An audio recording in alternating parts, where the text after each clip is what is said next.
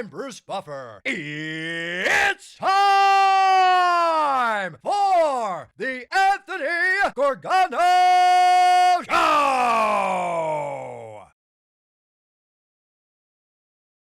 Oh. Good morning! Good morning, everybody. Happy game day. Man, it's been a long 10 days since the Black Friday defeat to the Bears, but we're back. Game day tonight. SoFi, Eagles, Chargers. Now, here's the bottom line. You still have to worry about the Cowboys running the table.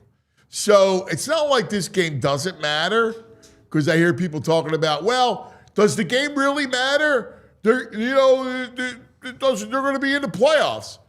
We think they're going to be in the playoffs, but if they go 2-3, which you go, it's possible. Then you got to guard against the Cowboys running the table, which is also possible looking at their schedule. So Eagles, Chargers tonight is a huge game. You're going to beat the Raiders. The Raiders just got awful. You got 2 against Washington. And it's hard to beat a team like that. And they're going to want to play for next year. They're not give up mode. They had a down year after their great year last year. So Dan Quinn is going to want them to have momentum going into the next year. He's going to want to have Jaden Daniels feel good about himself. So he's going to play to win. And it's going to be hard to beat them twice in 3 weeks. And you sandwich, you're at Buffalo. I mean, that's a tough game.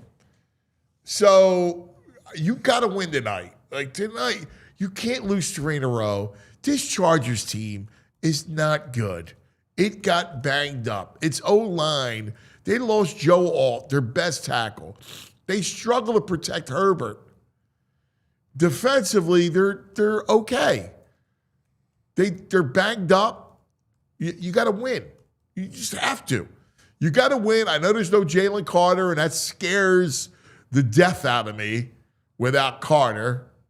This has to be, I think, a Jalen Phillips game, and the Kobe Dean game, and, of course, a Smith game.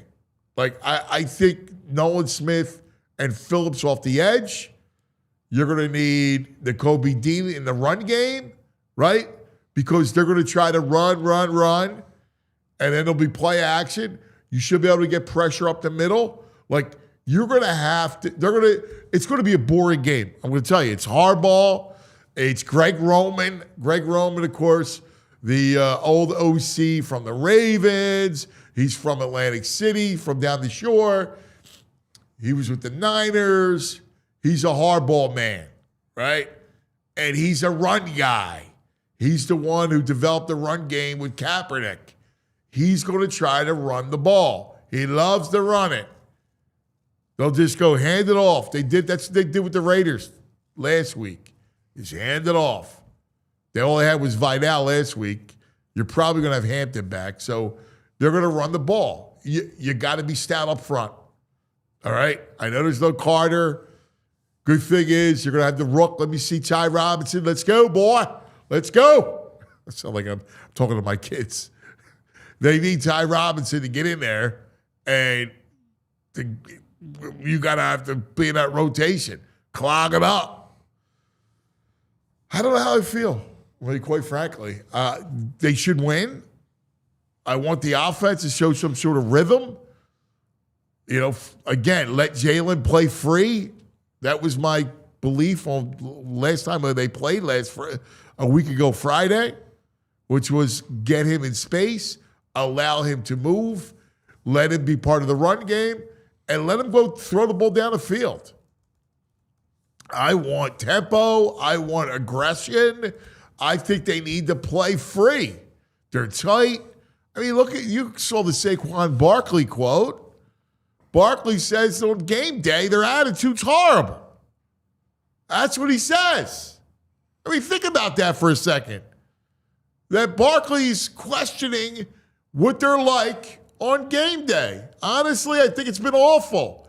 Ask anybody. If we're being honest, we'd all agree on that. I think the energy in practice and walkthroughs in meetings has been great. Now we got to carry that into game day. What's that about? How could you possibly not have energy on game day? I never heard of such a thing. Usually it's during the week, right? Lethargy during the week, not during game day. Bizarre. This team is crazy. It's bizarre. You got to get it together tonight. It's paramount. Let this offense loose. Now, lots to get to today. We're going to have EJ. Looking forward to him. Mikey Garafolo, Fran Duffy, the great Franny. There's so much to go over. David Murphy. You see the lineup right there. I got so much to get off my chest. Joining me today, I love it. VG is in Hawaii. Don't ask me how the vampire goes to Hawaii. Of all places, a vampire should never go to Hawaii. That's a safe place away from vampires. All the sun, right? It's not a vampire place. Somehow VG's there. We'll see if he comes back and he doesn't melt. All right? But in for VG is my brother, the bro. Good morning, bro. Speaking of vampires, watched a great vampire flick Saturday night. Really? Yeah. And that's not normally, it's Sinners by Ryan Coogler. Yeah. Have you seen it? No. Dude. It's good? It's awesome. Yeah. I saw on HBO. You know what? It's funny. I was clicking around and we watched, we're into this Italian crime show. Sabura. Shocking. Yeah. No, but I saw. I was like, I would watch that. Yeah, it's it was critically acclaimed for all that time, and we were kind of just floating around. Yeah. And I was like, why don't we watch Sinners? And she was like, all right. I need a new series. Pluribus. Yeah, everybody's talking about it. I don't know. The premise. Slow Horses. Have you done Slow Horses yet? Yes, excellent. Slow Horses is awesome. I like Slow Horses. I thought that was great. Yeah. I'm a British TV man. Yeah, BBC knows what's up. It's week 12 of the NFL season, or week 13, whatever the hell it is, and here we are talking vampires and TV. Well, that's because you brought it up. And I need the Eagles to play the vampire tonight. Yeah. All right? I need them to show up. All this talk, I hear people talking about it and go, well, it doesn't really matter. It's not life or death. It really is life or death. Yeah, it kind of feels like it. You got to win. Here's the problem. Because if you don't win, if you go 2-3 over the next 5 and the Cowboys run the table, you're out. Yeah, I don't have any confidence the Cowboys will do that, but yeah, your point is right. Well, if you look at their opponents, all winnable games. Yeah, I met our first message in our Discord here where the Diehards and, us hang out. The first message this morning says the vibes feel like everyone is just waiting to go to a funeral. Yeah, man, I can't have that. It's off. You're right. Who said that? That was Ryan I City. You're right, Rye. You're right. It does feel like that. I hate it. I hate feeling that way. I want to be excited for game day. Monday Night Football? Normally, if you're in for the vampire, I will tackle you. It's Monsters Inc. game tonight. Right on air. And that's how you're going to watch it, right? You're going to watch the Monsters Inc. version? Listen, I appreciate as a Monsters Inc. Monsters veteran Inc. because the boys, I watched it 17,000 times. All right. Mike Wazowski. Yes. Yeah. Sully. We love Sully. I love Sully. Yeah. All right. He'd be a hell of an O tackle. He would. Yeah. Sully, I loved. They could use him to replace Alt and Slater out there. Who? You're right. Dude, Who's the voice for Billy Crystal's Mike Wazowski. Yeah. And then John Goodman. He was my least favorite. Yeah. But he was funny. I didn't like that character. Imagine losing Slater and Alt. That's like Johnson and Mailata. Like, that's brutal that the Chargers lost those. Exactly. When you lose both your tackles, well, that's my point. Like, you got to be able to win. Yeah, you have to win the night. There's no excuse. Like, you got to go. First of all, the Eagles play well in L.A. You got to win.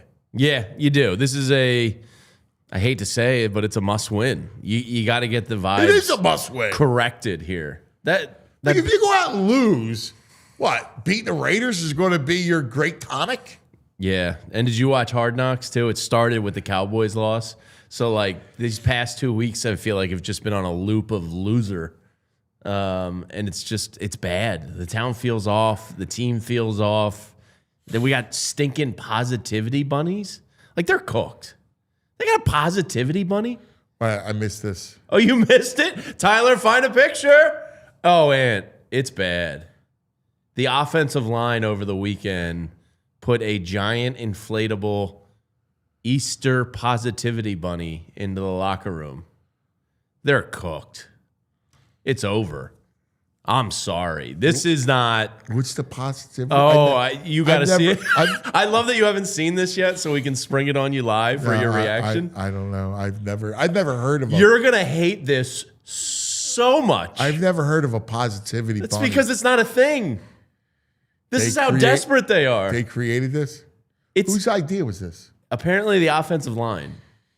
Lane?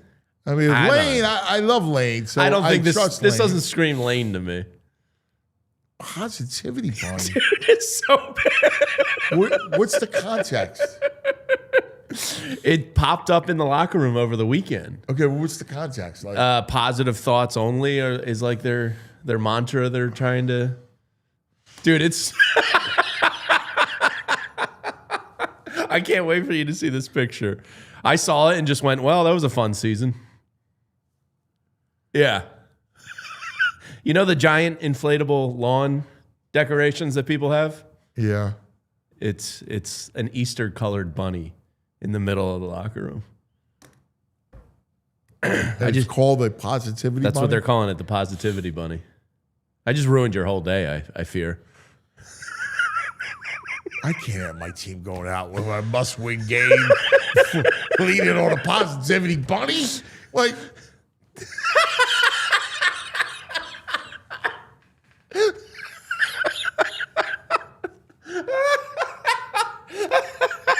That's in the middle of the locker room.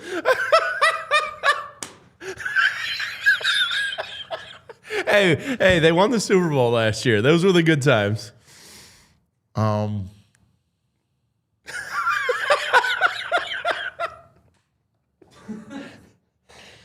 I see that again?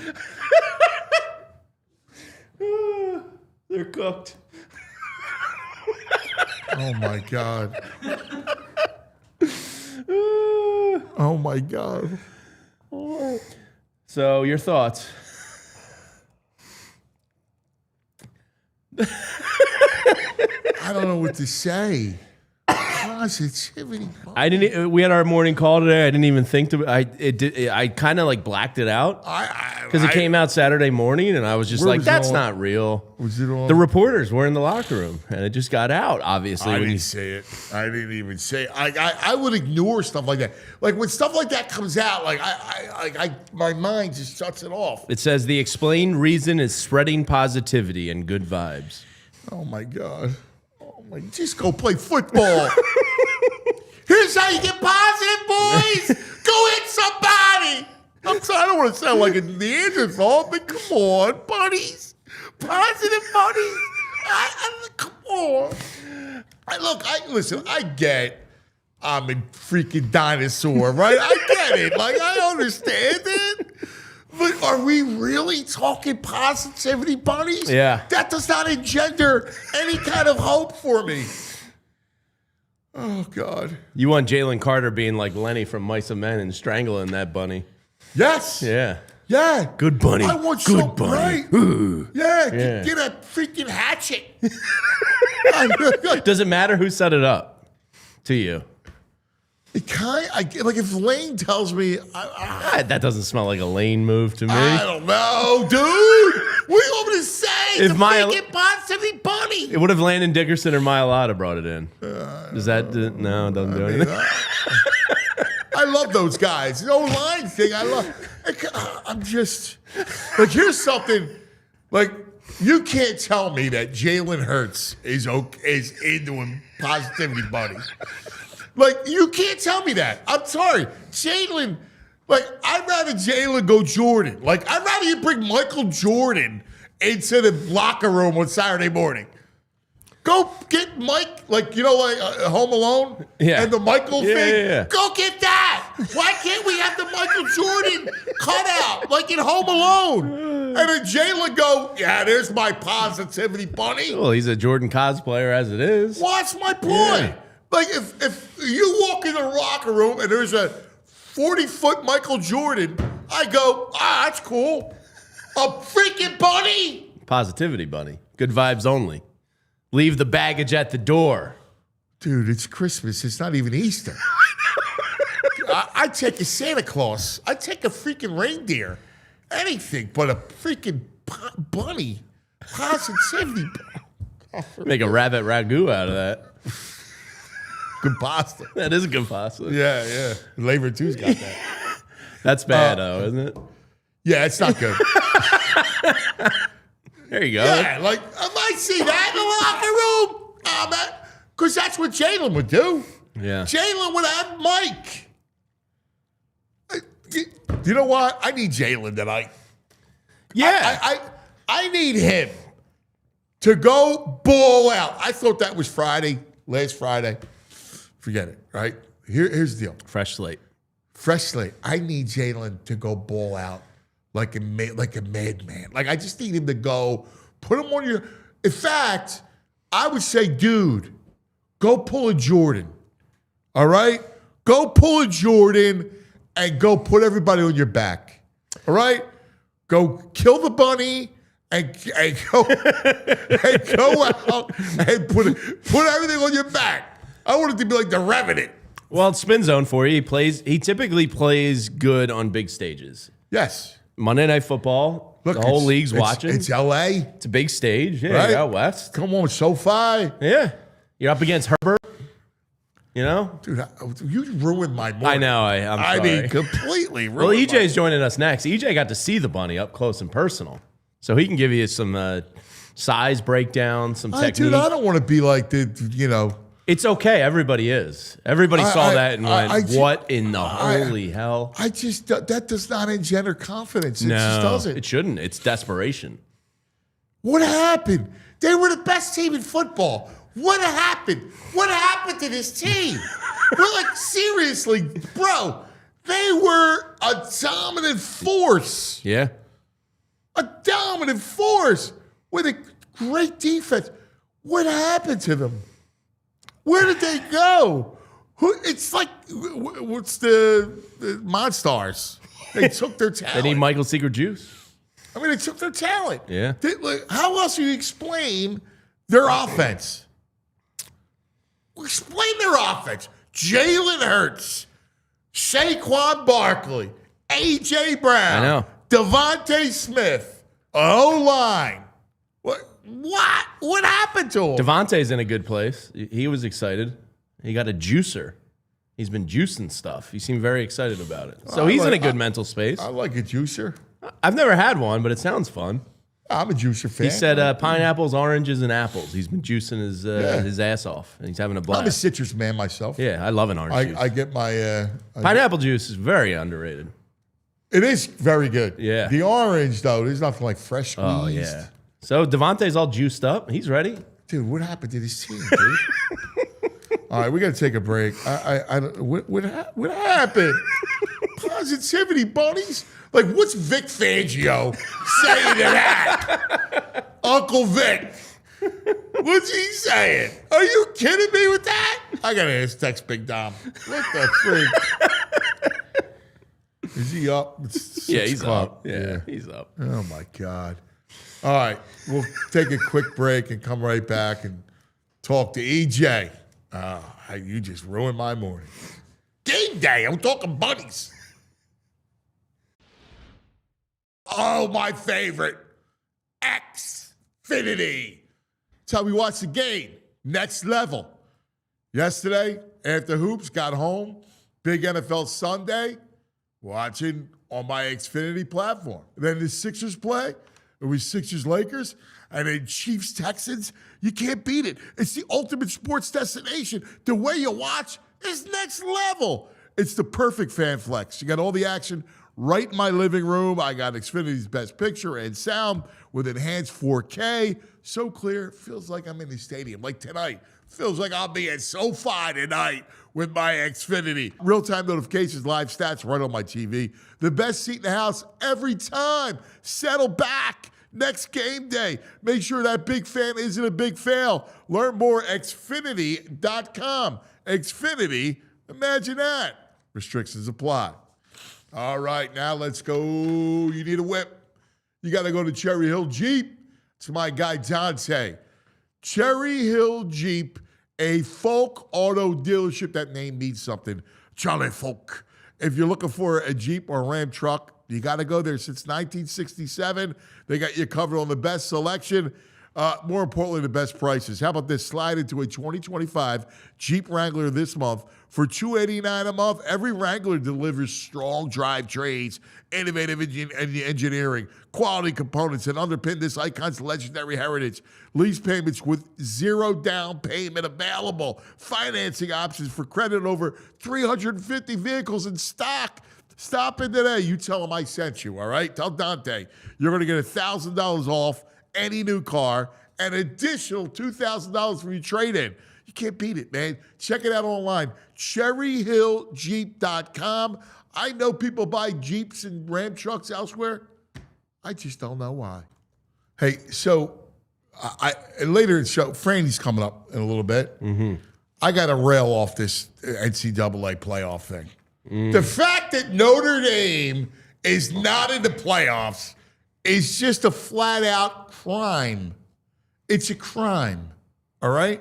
That I got to watch JMU. Stop. What the freak? These little conferences, they don't belong. They should play their I got game. Positivity Bunnies and James Madison. Stop. The Dukes. Get the hell out of here. They don't belong in the college football playoff. In my power rankings, I had Notre Dame 2 behind Ohio State. Now, Indiana, so I would have dropped them. I would have dropped Indiana, Notre Dame to 3. Did you submit your power rankings to the committee? Are you kidding me? They just disregarded it? I have my own power rankings. I do. Of course you do. Right? They have played great football. Yeah. How in the world could they not be in it? I get Miami beat them, the games matter and all, but you have the freshman quarterback first week of the season? season? You're playing in the summer. Yeah. It was before Labor Day. Yeah. You're playing in the summer. God, this world is crazy. Positivity buddies. Where's EJ? EJ on the...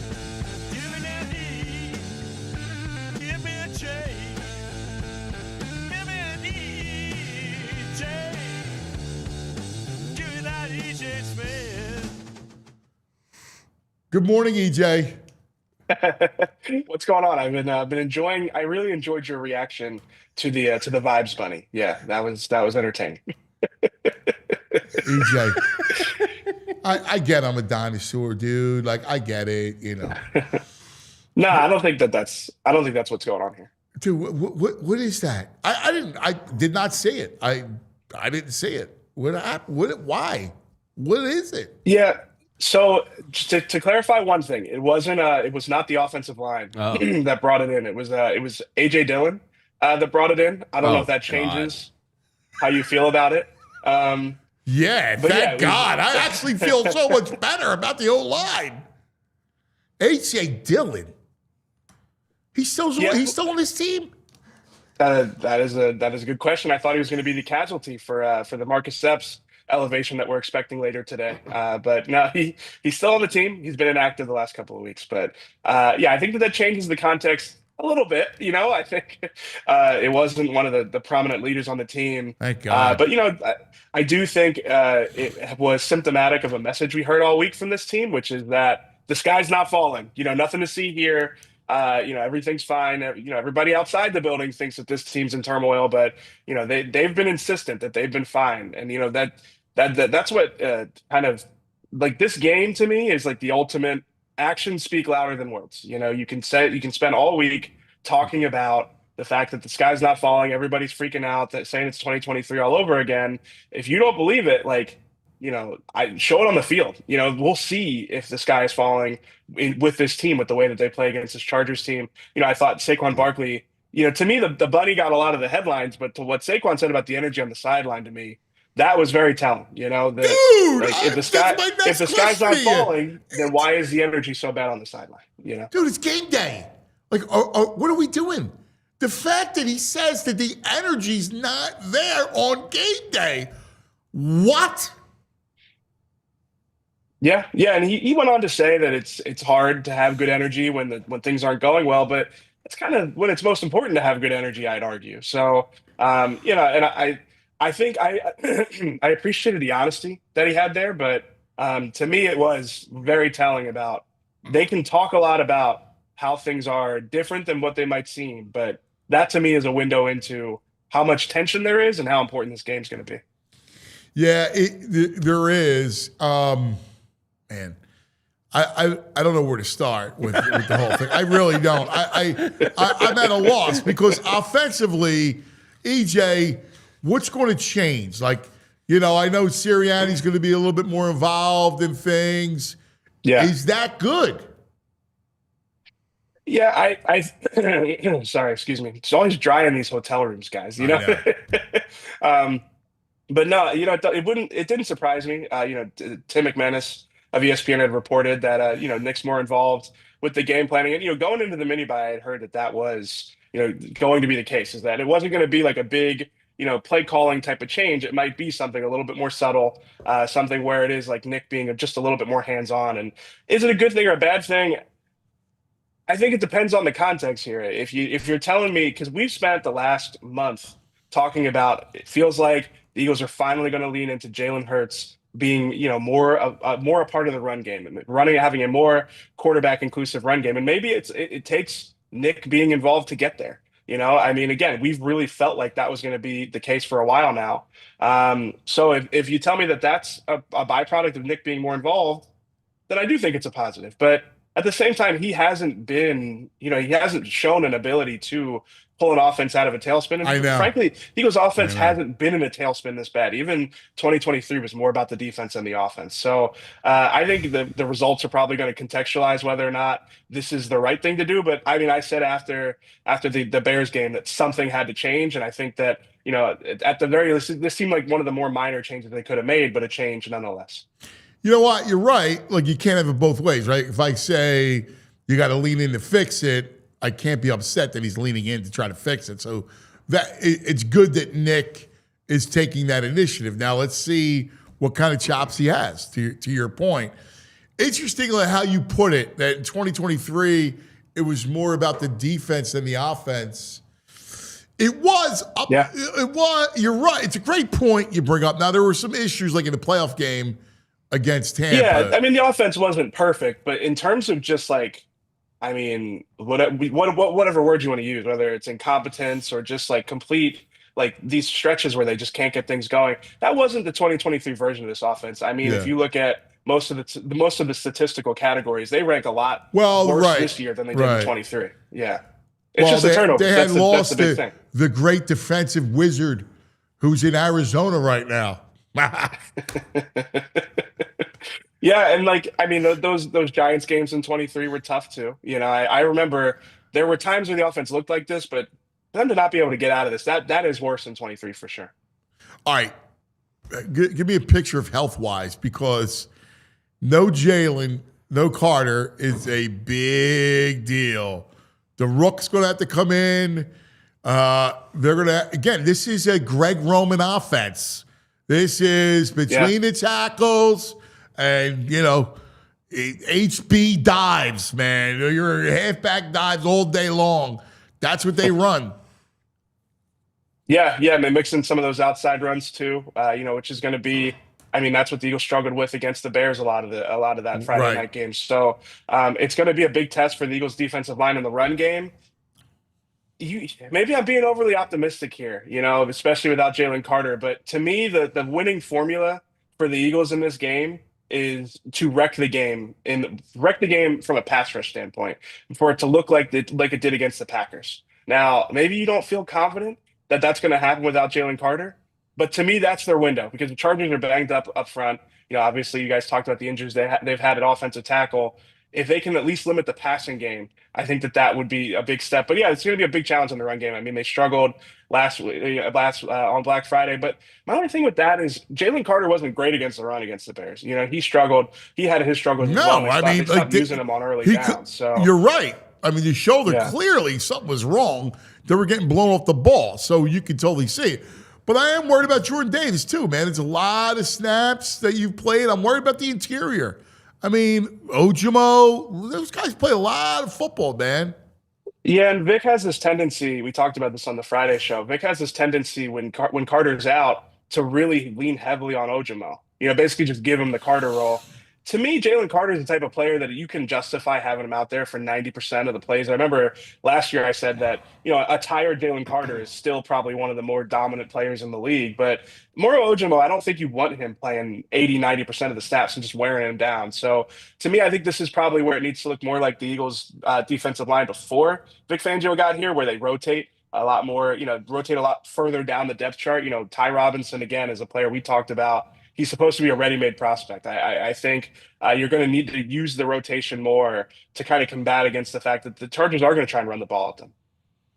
So where are they at health-wise, big picture? And I do agree with you that off the edges, I think Phillips and I think Nolan Smith, it's in their hands. Like they're going to have to affect the game. You want to talk about wrecking the game?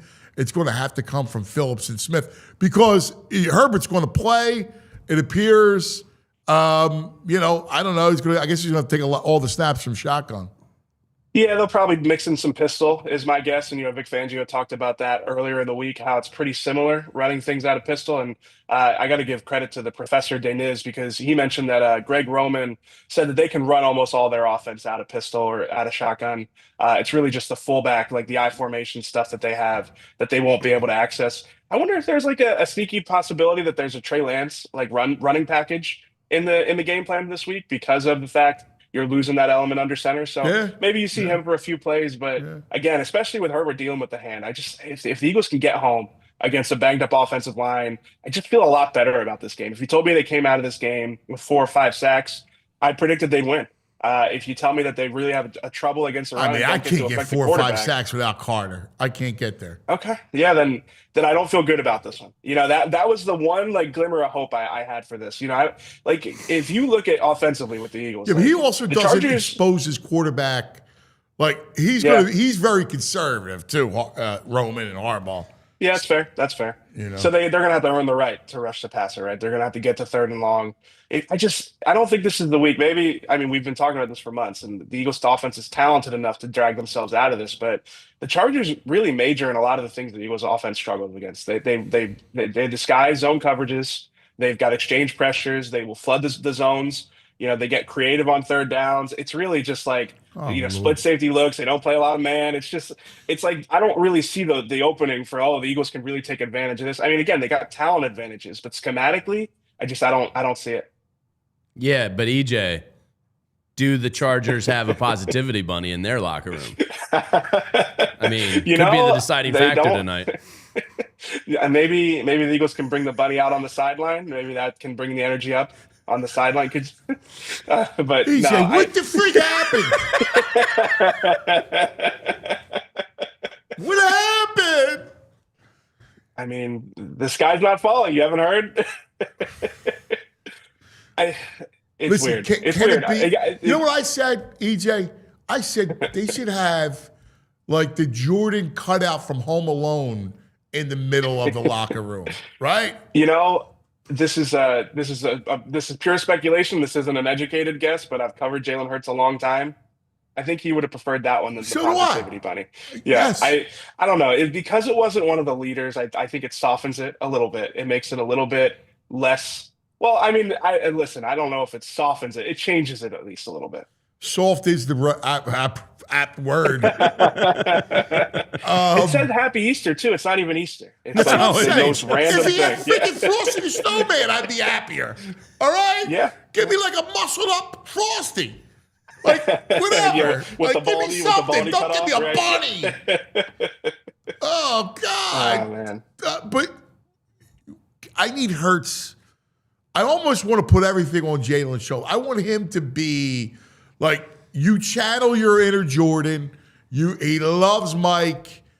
Go be Mike, man. Put the whole team on your shoulders. Go out. Go roll, man. Like, how many times I tell you, play free. Let him just go play at ease.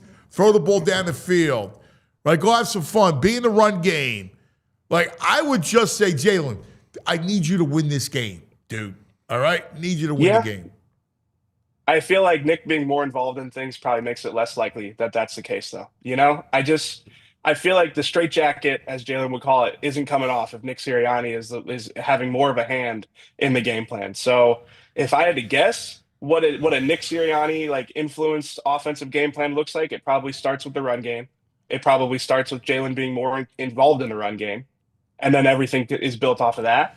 Okay, you can still do that with the, like, with the straitjacket off, but to where I want to go, beginning with him in the run game. Like, as long as he's in the run game, all right, that starts it. And then I use his arm all day, right? Like, let's go. Yeah, no, I agree. It's worth noting, like, this Chargers defense struggles against the run. I'm almost tired of saying that because the Eagles have come up against a couple of defenses now statistically that are not good against the run, and it hasn't really moved the needle for them to get back on track. So there's obviously the opportunity for them to get 150 or 100 yards plus here and set everything up off of it. But I don't know. I feel like especially hearing from Fran every week, I just feel like we can't keep saying that about the Eagles running game. Oh, this is the week they finally get it on track. It seems like they've been searching for answers all year. So my biggest problem, they don't exploit weakness. I watched the Packers yesterday, right? And, they got no craft. They go Musgrave. It was like the third play of the game. They had him early on a 10-yard, and then the fourth play was a deep shot where it was, they had to review it. They overturned it. But it was like a 40-yard pass play. And I'm thinking to myself, yeah, right. He's attacking their weakness. I didn't see any Goddard down the field against the Bears on that Black Friday. I haven't heard that name in weeks.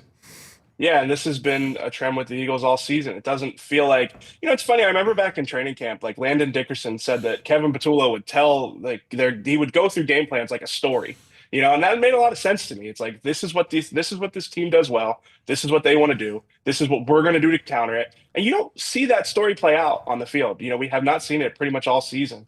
Where it feels like the Eagles had a plan going into the game to exploit what the defense does. They spend so much of their time, instead of forcing the issue against teams, they try to manipulate defenses, or they're always responding. And another small glimmer of hope, like the Chargers play what they play. They play, Fran broke it down on Friday. They play big nickel as their base defense, and then they'll run the sub packages off of that. And to me, maybe that's a good thing for the Eagles. Maybe it's a good thing that they're not going to try to force the issue, try to get different personnel groupings. Again, it hasn't really been the case even against teams that do that this season, but that is something where maybe they are just like, let's just play our best 11 guys. Let's play what we play instead of focusing so much on how they can get responses or how they respond to certain things. So, EJ, I know this is something the professor has called for and you guys have discussed a lot. If you don't expect the offense to change drastically here tonight, isn't just playing with some more tempo and some more no huddle like the easiest kind of change you can give this offense right now? Yeah, and it coincides with what I was just saying because it's like, Jalen said it after the Bears game that tempo allows you to dictate to the defense instead of the other way around. So I Yeah. think it kind of takes them out of some of their worst habits. So, no, I think it makes a lot of sense. I think it's something that's been discussed in the building the last couple of weeks for sure is how tempo and sequencing and, those types of operational parts of the offense can kind of unlock things. So I'd expect to see more of it. I know that there's an argument out there about, and listen, I understand it, that if you go 3-and-out with tempo, that is, really costly because you're keeping your defense on the field. But frankly, the Eagles have been doing that anyway. So, I think there's room for them to do more of it. I think that it's a rhythm thing at times, with the coaching staff, they want to see the team kind of progress into tempo. You have to kind of you almost have to get that first down to be able to get your foot on the gas. But no, I definitely think it's going to be something we see more of because it's really one of the only things that's really worked for this offense the last couple of weeks. All right, buddy. Well, I don't know. I don't know how I feel. I'm trying not to be glum, but No, I've really struggled with this one. I sent over my prediction for our social post. It's coming up soon. I went Eagles 23, or I went Eagles 20, Chargers 17. I don't feel great about it. I think the way they win this game is the defense looks like it did against the Packers. Eagles. I went 24-20. I didn't feel great about it. I was very close to picking the Chargers. I might be kicking myself for not picking the Chargers. Based off being on the building this week. The Chargers are very good. They're not. Like that's my the thing. I keep going back to it. I go, if they can't beat the Chargers, then it's it. It's over. Right? Like it's kind of how I'm looking at it. Like Chargers aren't that good. They're bad. You're tackleless. You lost both your bookends. You got no bookends. You got books on the floor. Their backs are against the wall here too. Obviously the schedule moving forward is even easier than we thought it was going to be with the quarterback injuries that we saw yesterday. I mean, even those Commanders games, I was not feeling great about those Commanders games, but if Daniels is out for the year, that changes the complexion a lot. But still, this game, I meant to ask you, did you hear anything on that? Because if Daniels plays, I'm worried about winning both of them. Yeah, no, I completely agree. Dan Quinn's going to have those guys playing hard. I haven't heard much about it this morning, but it didn't look good. And it was the type of injury where you're like the organization is probably going to start to question, like, why are we even putting him out there? The season's done. Yeah. So, but honestly, Mariota revenge game could happen. It could. Oh, God. I don't know. Those Commanders games are going to be trickier than people think, though. That's. I still feel that way, but Daniels changes it a lot. I agree. I agree with you. All right, buddy. So they got to win this one. Yeah. We'll be reading, watching, listening. You're the man. We love you. Thanks, buddy. All right, guys. Here he is, J. Smith. All right, bro. Before we get to Franny. Yeah. It's the 12 days. I love this. Of Cuzmas. Now, I didn't come up with that. Yeah. Just so you know, I didn't come up. That was Kim. Yeah. And who's I blessed great. I was like, yeah, that's awesome. Yeah. She came to me. She's like, what do you think about 12 Days of Cuzmas? And I was like, I absolutely love it.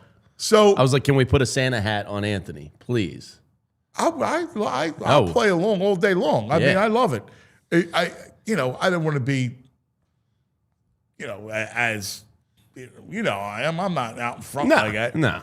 But I love it because, listen, it's with my favorite place, Dick's Sporting Goods. I love Dick's. All right? Dick's Sporting Goods is the greatest.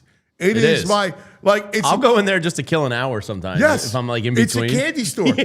Right? So I'm constantly there for my boys, right? Sure. I mean, and I've been going there for years. Your car's a locker room. It is. You've seen it. Yeah. Basketballs, footballs, baseballs, bats, gloves. Yeah. I mean, you name it.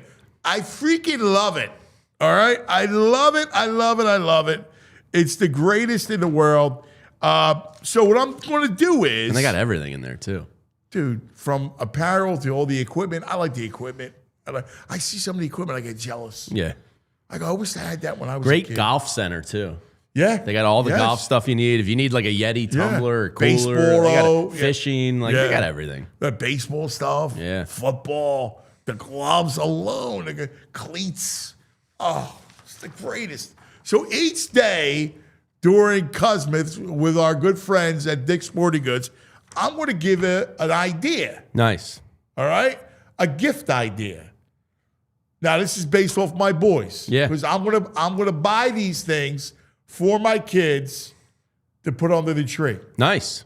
All right? Well, the holidays are here, Anthony, and Dick's Sporting Goods is your destination for gifts for everyone on your nice list. From Eagles gear to the diehard fan, the latest sneakers for the athlete in your life to stylish apparel for the whole family, Dick's has it all under one roof. And with holiday deals happening now, it's the perfect time to check off your list while spreading cheer. So skip the stress, shop smart, and give the gift of sports this season in store or online at Dicks.com. That's awesome. You can literally check it. My father-in-law, I don't think he's watching. He's a sleeper. He asked for a Sixers hoodie for Christmas. Oh, yeah. And I was like, yeah, we'll just go to Dick's. And we can get some stuff for the girls. We can get some stuff for the cousins. We got From everything. all the apparel, Yeah, team apparel, Yeah. sports stuff to wear. Great. Great stuff.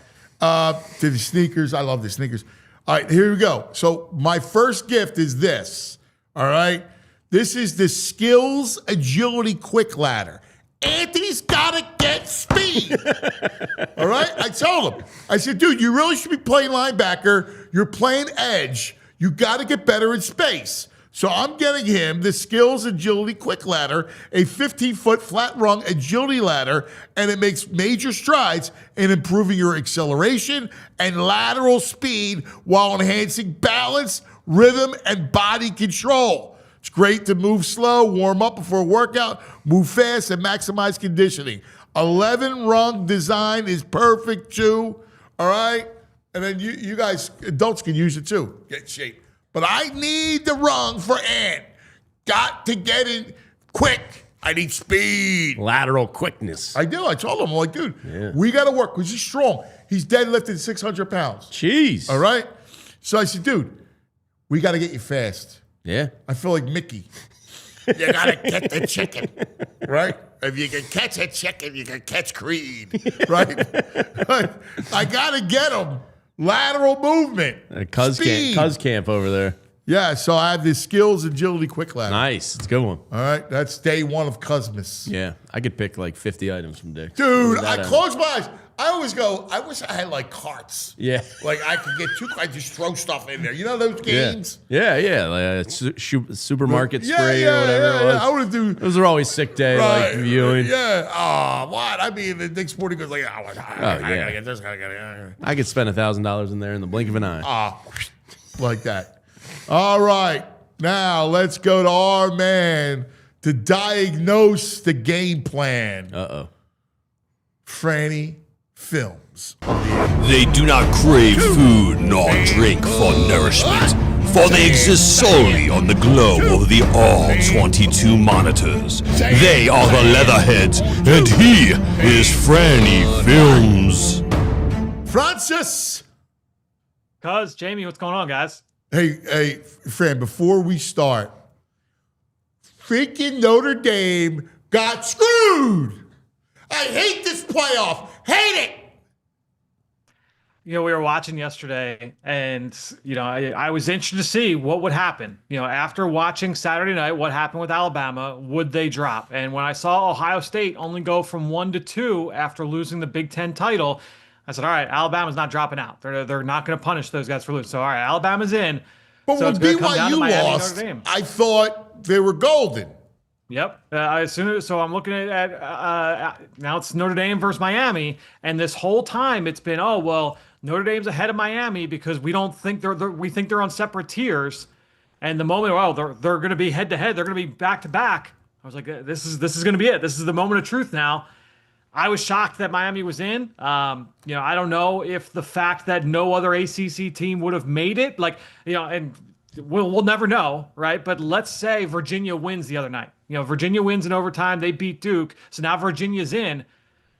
I don't know that should mean that Miami's out. Like, I don't, but does that mean that Miami's out? Like, I don't know. It's to me, that's a very interesting kind of wrinkle is, were they going to completely shut the ACC out, or was it just convenient enough that, all right, well, the ACC gets blanked if we don't get Miami in here on this head to head? I think that's a really interesting aspect of this as well. Yeah, I also think it was a shot at Notre Dame to join a conference. Yeah. I when you look to what next year's schedule looks like for them right now, and it's like, all right, well, they've got Wisconsin, they've got Purdue, they've got, it's like, all right, like it's like kind of low end teams in the Big Ten, some low end teams in the ACC. This is something that they're going to face. But honestly, I've got the bones of this written out, or at least the idea of it written out for my newsletter, because I've got that weekly newsletter covering the NFL draft and college football every week. And so I've got the idea, the basic idea of this. It's going to be towards the end of it. And I think they're heading towards what the playoff looks like in the FCS. It's going to be like a 24-team playoff. Whether it's by 2030, however long it takes them to get there. It's just too wide of a sample right now to pick from. To me, like, you have all these teams. You're going to have these kind of discussions where there are good teams that could vie for a championship, that are on the outside looking in because they have this made-up rule about, we want 5 conference titles, 5 conference championship teams in there. So now you've got Tulane in, which got throttled by Ole Miss early in the season. Tulane, James Madison, like, come on. I mean, it's stop. tough. It's tough. So horrible. You've got 2 games in the opening round, which, by the way, like, they're that first Saturday of the college football playoff. There are 3 games, right? You've got Alabama, Oklahoma is the previous night, or the previous Thursday night. So first Saturday, you've got a good game at noon, and then you've got the afternoon game and the night game are likely to be laughers. And they're going to be likely going up against the NFL games because by that time in the calendar, you're going to have NFL football on Saturday night. So it's not good for the product. It's not good for TV's not happy. Fans aren't happy. No. No one's happy with this outcome. They screw up everything. I hate the NCAA. Hate it. Let's get to 16 teams, and then we can have this same argument again about the same crap teams that get in. There are just, to me, I've always been in favor of an expanded playoffs. Like I'm happy with the direction that it's going. To me, like to try and narrow this down to 4 teams, and previously with the BCS was 2 teams. Like it's a fool's errand. It's silly. And honestly, you're leaving a lot of potential entertainment value on the table. I just think now, especially with Notre Dame saying like, hey, we're just not going to play in a bowl game. Like we're not doing this. I love it. Yeah, run up your DD, NCAA. More teams are going to do this, guys, because here's what's happening. You look around, go back to last year. A lot of these teams that don't make the playoff, half their roster is going into the portal or we're going to rehab, we're going to do this. It used to be that when you went to a bowl game, this is like an extra 3-week jump on spring ball. We get to develop our young guys. We get to see what these guys look like in practice. Well, if half those guys are going in the portal and, they may come back to school, they may not, you don't have a team to practice. Half these guys, there were teams that couldn't field a team to play, and there were teams. I saw a report last night. 9 teams that were 5 and 7 got asked to play in a bowl game and said no. Temple being one of them said no, we're good. So that to me, they're by like 2030. What's it? It's 2025. 5 years from now, 6 years from now, it's going to be like a 24-team or a 30-team playoff, which will be fun. Like I am juiced for that. Like that'll be cool. Take the whole bowl season and just turn it into a playoff. But it's going to take some time to get there, unfortunately. And here's the thing: it's stupid. You don't need to take time to get there. The NCAA took time to get to a playoff. Like, forever, it was like, how stupid. Fran, how stupid is you voted for a national championship? Voted. Right. Like, yes. What? Where do we live? We live in the United States where you play on the field. You don't vote like it's Russia. Like, what are you, nuts? And then you get to a playoff. They screwed that up. Like, they screwed everything up. Mike Leach made a great, this was years ago. I think Mike Leach was still at Washington State when he put that. He was like, you look at every other professional sport, look at every other level of college football, and we have a playoff. Like, how do we not have, you look at the D3 playoffs right now. Look at D3 football. Student athletes, the whole deal, all the different concessions you want to make. They've got an expansive playoff. And so a lot of people are pushing back on this with D1, and they're like, because this is the way we've always done it. Get out of here with that. Like, miss me with that stuff. It's the only way that makes sense. And the only reason why we're still here is because of the TV money and contracts and all that stuff. So they have to, that's why it takes so long, is they have this contract with ESPN that expires in 2028, and they have this contract with ESPN or with Fox, and this with CBS, and this with AT&T Stadium and Jerry World. Like, you have all these contracts they got to weed through. It's a mess. And so unless some other greater body jumps in to, we're talking like the government steps in, which I'm not ruling out. I would say that. No. Yeah, Don't rule that I out. think that could definitely happen. Especially, we laughed about it here on the show, like what was going on down at LSU, and like the governor basically it's going to happen. Someone's going to step in here, but it's going to be fascinating to watch it play out. All right, Franny, what's the plan tonight other than the positivity bunny? Fran, I ruined his day. He was unaware, blissfully unaware of the bunny, and You were unaware of the bunny? Oh man. Listen, I got Honestly, 17 jobs and 2 kids. I'm coaching. I missed the bunny. That was my reaction when I saw the bunny. I saw the bunny outside. My reaction was, well, they're cooked. Honestly, like that was the most alarming thing I've seen was when I saw the bunny pop on my timeline. Yeah, I would say aside from the rodent, and bring it, and it's there are just so I don't even honestly. I'm just gonna leave that alone. We're gonna leave the bunny alone because I have too many thoughts on the bunny. I would say the big thing here for this game. When I look at let's start with Eagles offense against the Chargers defense, a lot of the things that the Chargers defense have done well go against what the Eagles in theory do well, right? Hey, the Eagles, they have been very productive with explosive plays down the field. All right, well, the Chargers they do a good job of taking away those explosive deep balls. They're one of the best teams in the NFL at preventing explosives. When you look at what they do in terms of it's a zone heavy defense. All right, well, Jalen has struggled playing against heavy zone coverage. They play a lot of split safety zone with 2 high safeties. Oh, that's what Jalen has traditionally struggled against. When you look at what they do against the run. Well, this is a weaker run defense. All right, well, the Eagles have not been able to run the ball with authority, right? And we've said this numerous times, this should be a week when they'll be able to get the run game back on track. And I agree. This is a week where they could get the run game back on track. We saw it early against the Bears. Are they going to be able to stick with it? Are they going to be able to do that? That's, to me, going to be fascinating. When you get into third down, they do a lot of really creative things up front. They'll change their coverages up. It's going to be a fascinating matchup on that side of the ball. Yeah, I keep thinking, again, we'll go back to it's a broken record. You and I have talked about this 1,000 times.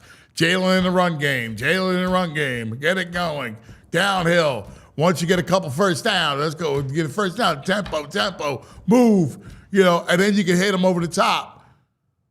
I don't know. All right, Nick's involved now. Let's see. Yeah, maybe they throw a couple out and ups to AJ Brown and he hits it and they score 21 points in the first half and they're off and running. They're able to run the ball in the second half and that's that. Is that sustainable? Does that mean everything is fixed? Not necessarily. Maybe it gives them a little bit of a confidence boost and it's a palate cleanser and now they can go down the stretch run, against the Raiders, against Washington twice. And, maybe that's enough to kind of build some positive momentum going into the postseason. But in this game, I'm going to be very interested to see what is the game plan? Are they going to get away from because that's the thing is that we've talked about this on the show. Oh, well, they're going to try some new things. Guys, they've tried a lot of different things already. They've done, we're going to lean into under center play action, and we're going to go heavy RPO, we're going to lean into the run game. They've tried all of these different angles, and they've been butting their head up against the wall, trying to figure out, what is going to stick for them and really be, their identity here this year. And they're still talking about it publicly, which means they're having those conversations tenfold privately. What is our identity right now? What can we hang our hat on? I mean, now it's tough to find. We're talking identity this late in this season. December 8th. We're still talking identity. It's mind blowing. We were saying on the show, and I was like, so the fact that we were saying it in late October, and I was like, it's starting to get alarming now. And so they go to the bye week, and I was like, all right, hey, they're going to the bye week. This is the time, and it's just been completely downhill since the bye. 4 games since the bye, the offense has never looked worse. Yeah. And not just in this regime or the last couple of years, the last 20 years, this offense has never been as bad as it has been in the last month. This is the worst. The last 20. Now you got me thinking, man. The last 20 years. There's some bad offenses in there. Some bad offenses, and that this 4-game stretch has been worse than any. So it's going to be interesting to see how they try and dig their way out. Yeah, I am worried defensively without Carter. Listen, that line, they're going to run. Greg Roman, we know what he likes to do. Herbert's got the hands, so they're going to run. And I'm worried about it, right? Because no Jalen Carter. That means a lot of Jordan Davis, Ojimo. Those guys have played a lot of snaps, man. Yeah, when you look at the way that they have had success in the run game this year, the Chargers, a lot of it has been to the outside. It's been these perimeter runs, which is a lot of the ways that Chicago has had success. Now they do it in a much different way. Chicago, Ben Johnson. Heavy motion. We're gonna go and we're gonna do it. And we talked about that, how they did a lot to remove that second level defender, take the safety and get him rotating to the post because of a late motion or a late shift. And now there's nobody home for the cutback lane on these outside runs.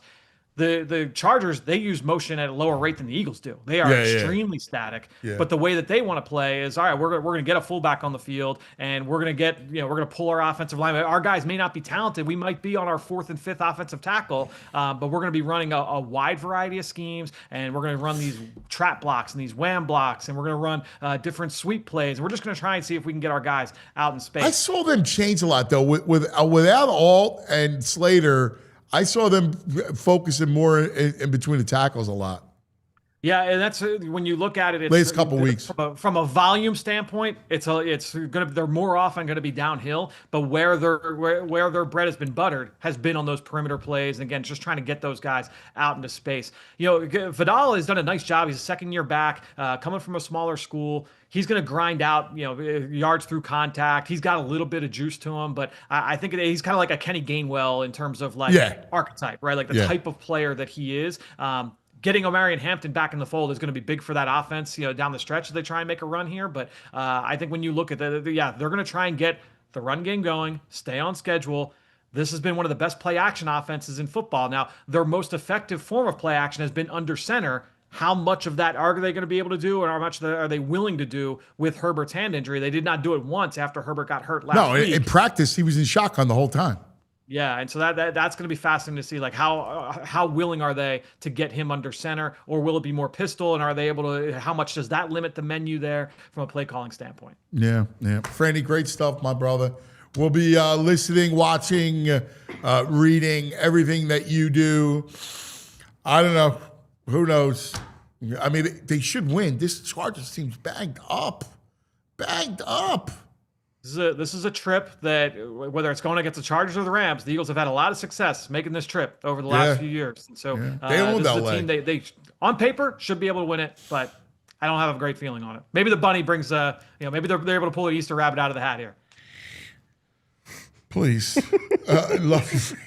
Thanks, buddy. See you, brother. See you guys. The great Fran Duffy breaking it down. Coming up, speaking of greatness, Mikey G.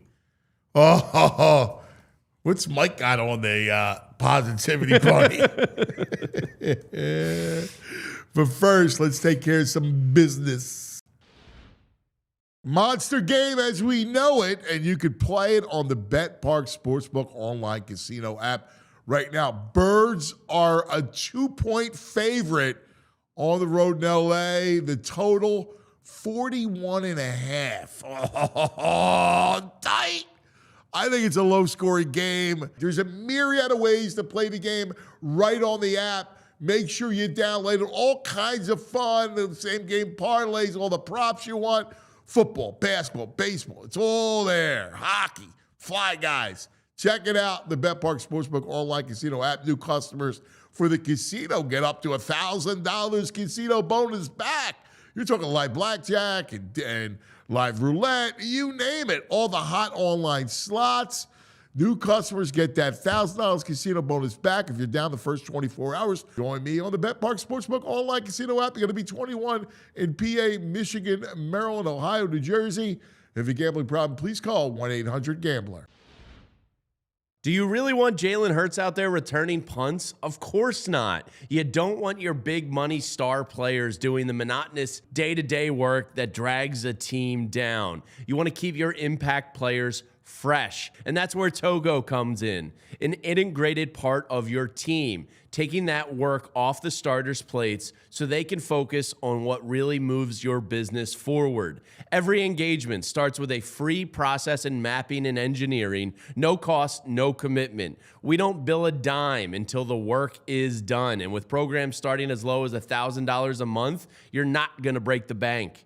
Each Togo program includes dedicated staff, custom automations, and U.S.-based process engineers who work as your quarterback, giving you complete control. At Togo, turn your playbook into performance. You call the plays, we execute your way. Visit harnesstogo.com. Scale smarter, work faster, and stay focused on winning. All right. Game day, and joining us, our local wonder from the NFL Network, South Philadelphia's own Mikey G, Mike Garafolo on the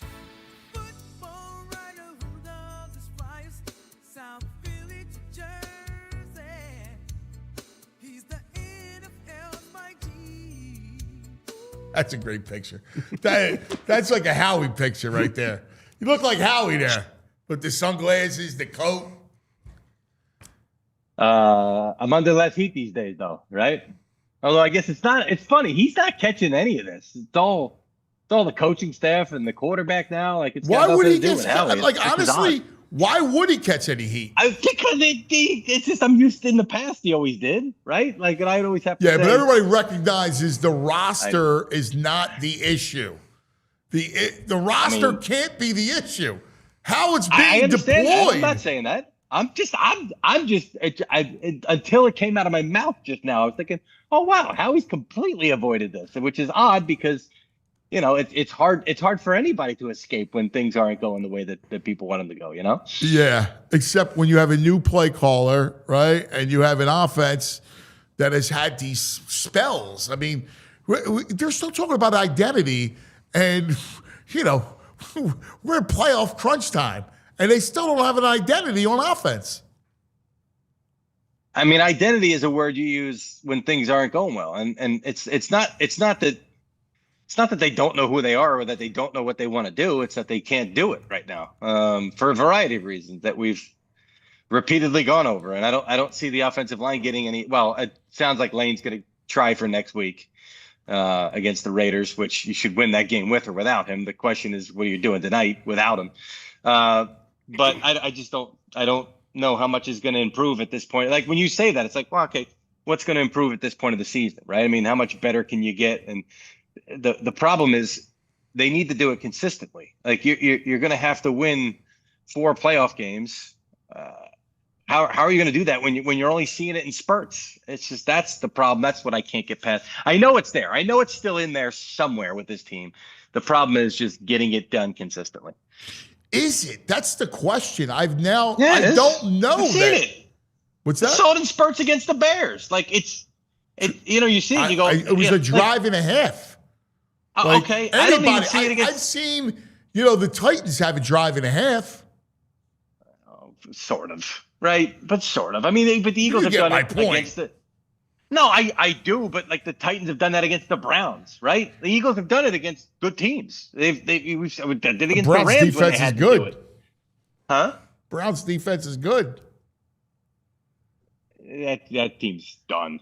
That team has. You know what I'm talking about. I don't buy it. I don't buy that they've done it in spurts. I just see a team that's rudderless on offense. They don't know what they're doing. It's insane. I'm not saying they're good or they're perfect. The argument now is whether it's still in there, whether it exists at all, whether you can tap into it. And I'm telling you, I can go back and point to the Rams game that I'm talking about. I could see in Chicago in spurts when they made it happen. The Dallas game when they went up 21-0, right? Like, I know what you're saying. Yeah. No team is. And I know. I'm just giving you this frustration that has built through it. And you know what I get, Mike? A positivity bunny. Yeah. I mean, forgive me because I know I get it. I'm a dinosaur. I get it. A positivity bunny. How's that engender confidence? It doesn't. I've seen teams go to this kind of well before. I mean, I remember covering Giants teams over the years. 2006 is one that comes to mind where you just knew they weren't good enough. Like they actually made the playoffs that year and they lost to the Eagles, Jeff Garcia's Eagles, the first round. And you just knew they weren't good enough. And they kept trying to do these things. I remember it was one time like that was the year that Strahan was yelling at Kelly Naki. Remember that clip that went ballistic? Yeah. And then it was like, oh, us against the media. And I think that was the year Antonio Pierce had an air horn in the locker room. Every time somebody tried to ask him a question, he hit an air horn. Yeah. And it's like you try to do these things. Right. And it's like, oh, and sometimes they just don't necessarily hit. And this feels like one that's not going to hit. Like I can't imagine.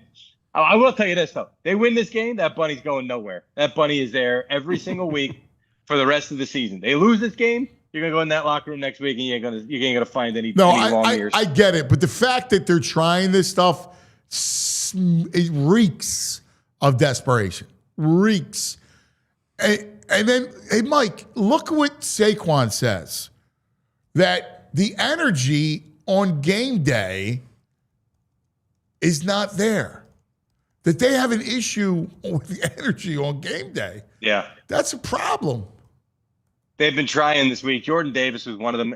Brandon Graham, another guy. I mean, it's always Brandon's deal, but guys were like trying to put on energy displays at practice, like music's coming on and they're dancing and trying to get everybody, trying to loosen it up and getting the energy flowing again. Again, almost forcing it to happen, almost forcing it into existence. And that's where this team is right now. It just feels it feels thin, right? It just doesn't feel like the legit thread of a team. Sometimes when you're on these Super Bowl type runs and this stuff, whether it's the book last year or, these props or moments come up and they sort of feel like they fit. This doesn't feel like it fits. And no, that's what worries me. It's what worries me. Yeah, you got Devontae talking about his juicer. And there's more. I mentioned this on the air yesterday. I heard that there's some players have some superstitions that they're doing like at home right now to try to get the good vibes going. And I've heard players do that before. I mean, there's a lot of superstitious players out there. So there's some stuff that they're trying to do away from the facility to ward off the evil spirits or get the good vibes going. I get it. Yeah. I feel you. What's the Sirianni effect on the offense? Because that he's going to take more of a hands-on approach with it. Yeah, it sounds like it. I saw Tim McManus reported that the other day that he's more front-facing, more vocal in these meetings. He's done it before. He'll kind of dip in when he feels like he needs to get his hand in there, and he's done it with other areas of the team as well. It's like wherever, and that's what a good head coach should do. I mean, I've seen head coaches at practice. They're in on the running back drills or they're in on the defensive walkthrough. It's what you have to do as a head coach and kind of figure out where you're needed the most. And usually it's when you can trust all your guys to handle what they can handle. I mean, I can't imagine at this point he's walking into Vic's meetings, sort of taking them over. But there's been times in the past where he needs his hand in there defensively. So feels like the offense needs a little help, need a little boost right here. I know he's not a play caller, but he's an offensive mind, and he's always been and he's always been involved. So who knows? Maybe that's a little bit of a key that'll get things sparked a little bit for this team. All right, tell me about the Chargers and kind of what we can expect. Herbert, is he going to be out of shotgun predominantly? Assuming he goes, right? Because he's been practicing with that hand. Yeah. Sounds like he's going to go. He's going to have to take snaps from center, and he's done it during the week from what I gather. It's part of their offense. You can't just all of a sudden be primarily shotgun and break your, especially when you're a Greg Roman type offense. So I'd expect him to be under there and, whatever they need to do to kind of help with the pain and help him manage his way through it. I'm sure he'll have some protection or whatnot. But as of last night, when I checked in, just the last final check-in to say, hey, anything changing? Is he everything I was told was he's on track to be the guy. So unless he falls down the stairs today, it sounds like it's going to be Justin Herbert under center, literally under center, against the Eagles tonight. How about Hampton? Hampton's good to go. Hampton's going to be back. So they'll promote him by 4:00 Eastern. They got to get him back on the roster. So he's good to go. He'll be back. He was awesome early in the season. And he only played, I think it was 4 games that he wound up playing. And he had a fracture in his leg, small fracture. So when he went down, it happened so weirdly. It looked like a nothing play where it happened. So he's back. They like to work multiple backs in anyway, so I'd imagine he's not going to be the guy taking 90% of the snaps. Sort of like, dude, how disappointing has Genty's rookie season been? Wow. And he's just there's just like, dude, I thought yeah. Go ahead. If you just dropped somebody on this planet and like, here's football, tell me who the exceptional running back is that would have been drafted. You would have said Judkins before him, obviously. It just doesn't look. So anyway, he's taken the majority of the snaps. I'd imagine Hampton's going to be a little less as they work him back in fully tonight. So where are they at? I mean, they got killed on the O-line, losing both their tackles. Great tackles. Yeah. They're 8-4, so they're in the middle of everything, right? Like, but how good are they? Like Becton has been a disaster there. So their line's piecemeal, and their defense isn't anything special. It's funny. Becton, like if I said to you, Becton's going to join the Eagles tomorrow, it would be a smashing success. He'd be back there, and like he never missed anything. It would help both sides, right? Like it just doesn't feel like the right situation. And when he went out there, I'm like, and I don't know that there was any of 31 situations that would have worked for him because the Eagles was just so perfect. The problem is the Zach Bond deal got out of hand, and they just didn't have any money left to spend, and they just couldn't get anywhere near what the Chargers were going to pay for him. So, it's the Chargers as a whole. They're 8-4 because they're well coached, right? And their quarterback is really good, and it's a quarterback head coach marriage and offensive coordinator marriage that's really working right now. When I watch the Chargers, I can only think about how good they'd be if they hadn't had all these injuries, if they hadn't lost both of their tackles. I mean, to me, they're right up there with the Broncos, if not better than them right now as the top team in the AFC. And you're basically saying maybe everything's going through LA, but I can't get there right now, having lost what they lost. They're having lost what they lost with some of these key pieces, particularly at the tackle position. Yeah, I defensively, I don't know. Like I mean, I look at them, I go, they're ordinary defensively. You can run on them. You can run on them. Yeah. Khalil Mack is awesome. I love Khalil Mack. So do I. And it's when I was in training camp there, Joe Ortiz, their GM, I was talking to him. He's like, because they let Bosa go, they had to decide on, and the first year they got by with both of them contractually. Yeah. Then it was like, we got to Khalil Mack was the guy because the way that he prepares and the way he does everything every single day, as if it's day one for him in the NFL, is just super. I love watching Khalil Mack. He's fantastic. And Derwin James has got to be high on your list of defensive guys to watch. I love Derwin James. I do. Yeah. I love those two guys. I just don't love anything else. They're not spectacular. No, well, Tui Peloto. I love Tui Peloto. Fair. He's a nice young player. Like they've got good players, and it's just. But you don't look at them. Like you look at the Texans last night, and you go, dude. Classic. Dude, it was funny. I watched it. First of all, I'm like one eye out on them, and I was telling the brain, I go, dude, they're going to make a run, like deep run, and then the first quarter happens, and I'm like, oh yeah, like it's cemented. The way that the quarterback's playing too, he's playing well. Yeah. He's playing. Look, Spags tortured that kid last night, and he answered the bell. He made some great throws last night. Yeah, and he was. I mean, you can't really see it on the broadcast. You're just trying to see it. They do give you some good end zone looks.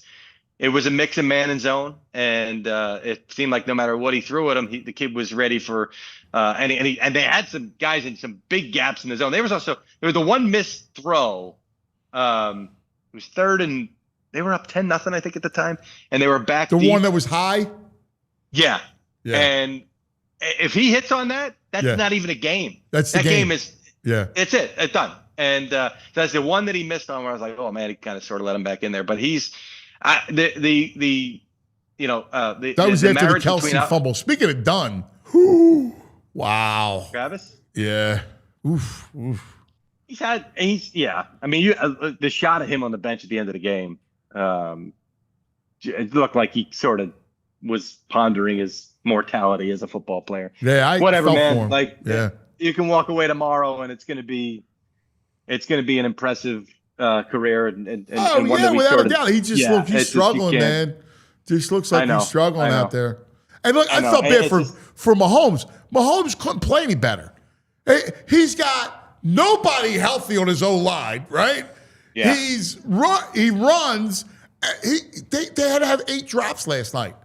He was sensational. The Rashee Rice night. one was awful. Awful. You want to hear some fun facts about the last time the Chiefs didn't win their division? The passing leader in the NFL was Drew Brees. The rushing leader, AP. Receiving leader, Julio Jones.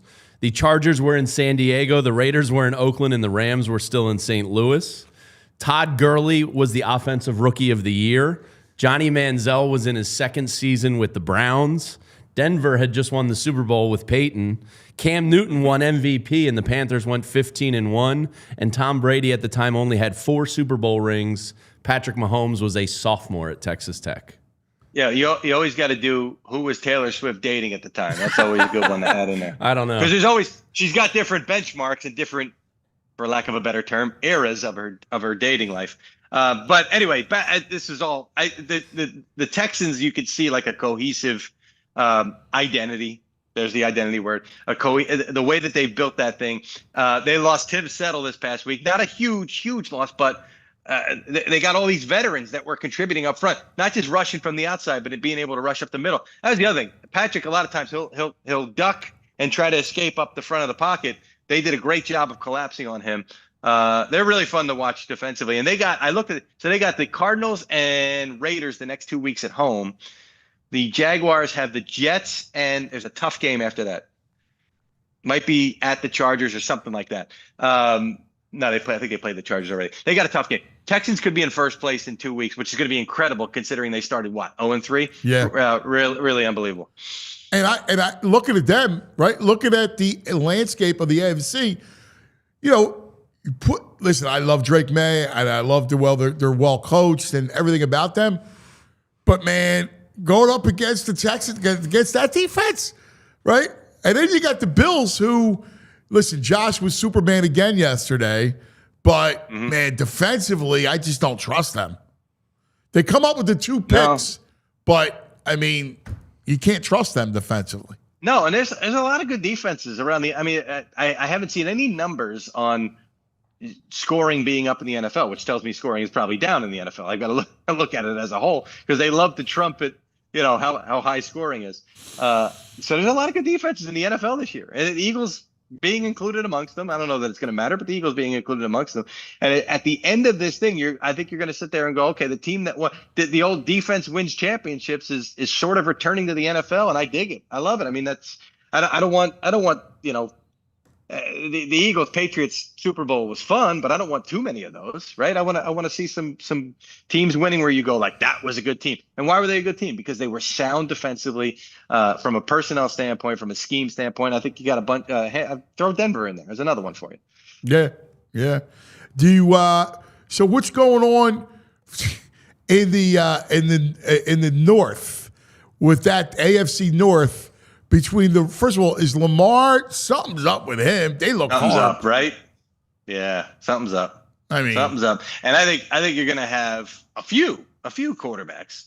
And I mean, not that the Eagles would trade Jalen, but like you're going to have we got to make some decisions about who we are at the quarterback position, what we're doing around him. Do we want to move? Because you got, whether it's but what Cleveland happened? To me, I love Lamar. Like, Lamar's got a great arm. He's a phantom. I mean, look, I know the playoff thing, but like that's not all his fault. I think I just don't know. He doesn't look like himself. He doesn't look like himself. He's banged up. I mean, I think he's banged up. You look on the injury report, you see it. And so I think that's a part of it. I don't know that these targets that they put around. I mean, that's been the problem in Baltimore is really like building a receiving core around him. They thought they were on the right track. And then everybody, Bateman stinks. You got no difference makers, man. No speed. That's the problem. Yeah. DeAndre Hopkins, 7 years after he was really he's still making a play here and there, but he's not doing it. I mean, it's like kind of like Julio Jones at the end, right? With the Eagles. Yes. That's what it sort of feels like. So, yeah, I mean, but that's what I'm saying. Like, they're going to have to sit there and do they want to make a change at offensive coordinator? Do they want to start really retooling this entire offense? Do they want to entertain trades for him? I mean, if you're the Jets, you'd love to have Lamar Jackson. You've got the draft capital to make it happen. So I think you're going to have those conversations coming up this year. And, you got these quarterbacks coming out, Mendoza being a guy that a lot of people are talking about right now. But, they're certainly not being discussed as slam dunk generational type talents at the quarterback position. So you got all this draft capital. That's great. What are you going to do with it? Bird in the hand or the two in the bush that might not work out? That's what a lot of teams are going to be. I think it could be a really interesting quarterback movement offseason in the NFL once again. And the Steelers are fascinating because he wins again, man. And Tom was like, shut up, all right? I do love that there was so much conversation about his future and all that. And it's like, oh yeah, by the way, we just won to take the lead in the division again. It's it did sort of feel, they start to boo Renegade in Pittsburgh. It starts to feel like, oh boy, this is more than just a little bit of consternation amongst the fan base, and he wins again. I mean, they send me the. I've been getting them since before I was with the NFL Network, so they still send them to me. The win totals. I forget who sends them. Jimmy Shapiro. Jimmy's a Philly. Yes. So I Jimmy get him sends too. them out. Yeah. And it's like, here's where the win totals were at the beginning of the season. Here's week 4. Here's week 7. Here's where we are now. And it's like, Colts for 7.5, 12.5, 10.5. Like the Steelers are 8.5, 8.5, 8.5, 8.5, 8.5. They hadn't moved though, because everybody knows, and they're always around that mark, and everybody knows they're going to be either 8-9 or 9-8 as you going to get to that point. They're not winning the Super Bowl this year. Save this clip in case they do. I'll look like an idiot, but how much longer can you go just being, a slightly above average team? NFC's wild again. All of a sudden, it's like these teams take turns, right? Now, you have the Rams in Seattle, okay? Like, they're clearly in tier 1 of the NFC. The Packers now are playing really well. I got to tell you, I kept resisting the Bears. The fact that they came back on Green Bay like that's actually surprised me. 14-3, they could have rolled over and played dead. They didn't. And that play, he throws it earlier. That play, and I was reading from this morning, The Athletic had a story about how that wasn't Nixon's guy, and he was supposed to get DJ Moore. Now, somebody posted it was the same play. It was a similar play to the touchdown that Kmet had against the Eagles at the end there, where you had the back in the flat and you had him running toward the corner there. There was another DJ Moore, and this would actually kill them then, because DJ Moore, instead of going out, I forget where he went against the Eagles. I think he came a short cross. He kind of did a pivot and went back into the backfield. So Nixon was following him that way and said, well, he's in the backfield. He's no threat. I'm going to peel off and take Kmet. If he hadn't and Moore had threatened him, Kmet would have been wide open.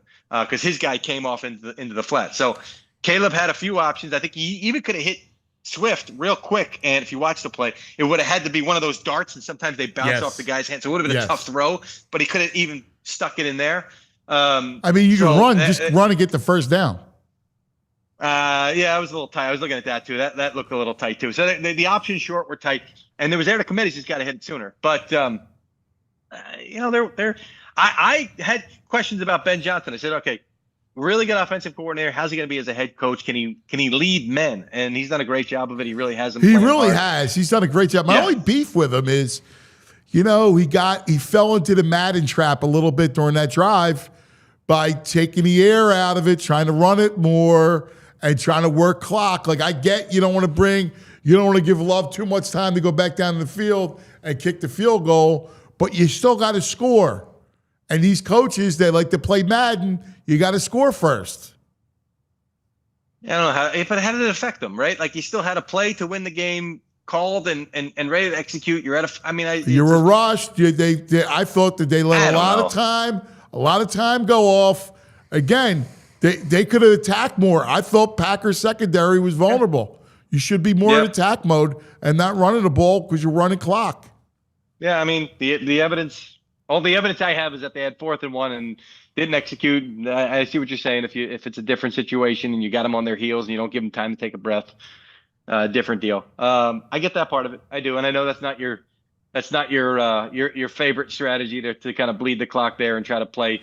I mean, I get both it, offense and but defense again, at the like same time. this league, these are people. This isn't a game, in that sense. Yeah. Anyway, all right, brother. Last thing, what are you expecting tonight? Give us your assessment. Mm-hmm. No feel, especially after I guaranteed you a win last time. Remember that against the Bears, But I agreed with you. I know you were confident, and I even heard Merrill at the end of the broadcast. Merrill was like, "Boy, I really thought we were going to get a great performance from the Eagles." And we had, as the clock was running out, I said, "Well, they fooled Merrill too, so I feel better about it." This is a game where last year you'd go, like the Rams game when they went across the, how's this? And they just came out and smacked them. Then they come back to the East Coast and they're playing the Ravens. You go, oh boy, after flying out west, they got to come back, which both teams did. But you got to come back, and oh man, it's going to be so. And they're the ones that were the aggressors, and they play with authority. That's the problem. It's like I don't see this team playing that kind of football. I don't see this team saying we're the better team. We're going to show you how that we're the better team. We're going to make you feel us. They haven't made teams feel them at this point. So I'd lean Chargers. I got no great feel about it. Yeah. So if I'm on with you Friday.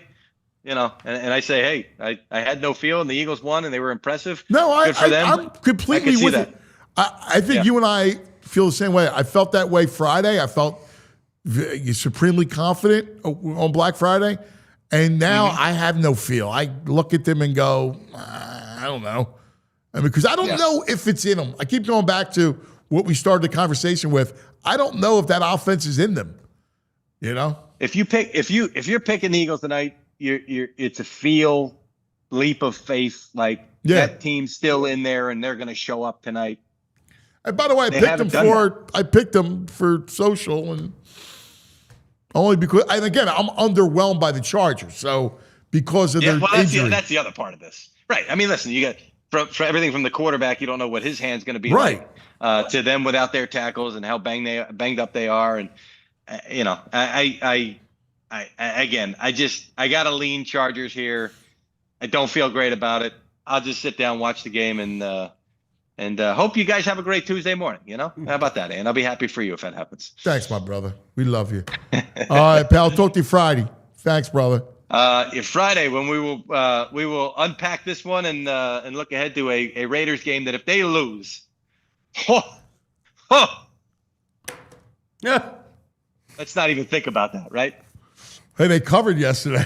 This Raiders team is so bad. Oh, yeah. Dude, how many texts did I get at the end of that game? Oh, what was that? I can only imagine. And he wasn't asked about it in his press conference. Whoa. Nobody asked him about it. That's a bad look. He alluded to it. He said something like, it didn't work out the way we wanted to. He was praising Kenny Pickett. That's what he's saying. He's saying the whole time down the field, Kenny's saying, well, so we're going to kick a field goal on this drive, right? And it just didn't work out the way we thought. But nobody came back to him with, homeboy, there's 5 seconds left.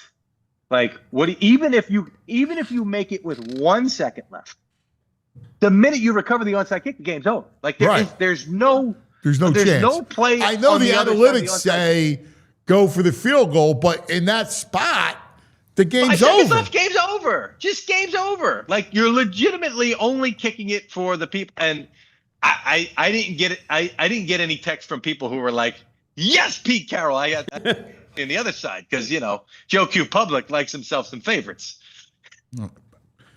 Brother, go figure. We love you. Thanks, buddy. All right, enjoy the game tonight. There he is, the great Mike Garafolo from the NFL Network joining us. And now, time for the injury report brought to us by our great friends at Rothman Orthopedics. Listen, I tell you about Rothman all the time, and there's a team for everybody. Each body part has a team of doctors, like the greatest doctors with us. Today, we have a doctor who specializes in shoulders, right? Because of Jalen Carter, the whole thing. I got Dr. Photius Chumakadia. Did I get it right? Close, yeah. It's pretty good. That's pretty good. Give me your pronunciation so I can get it Well, the Greek way is Jumakaris, but Jumakaris is how we say it. But everybody always calls me TJ, Dr. TJ, because I've been. What part of Greece, Doc? Well, my dad's from northern Greece, so kind of in the mountains of the northlands of Greece.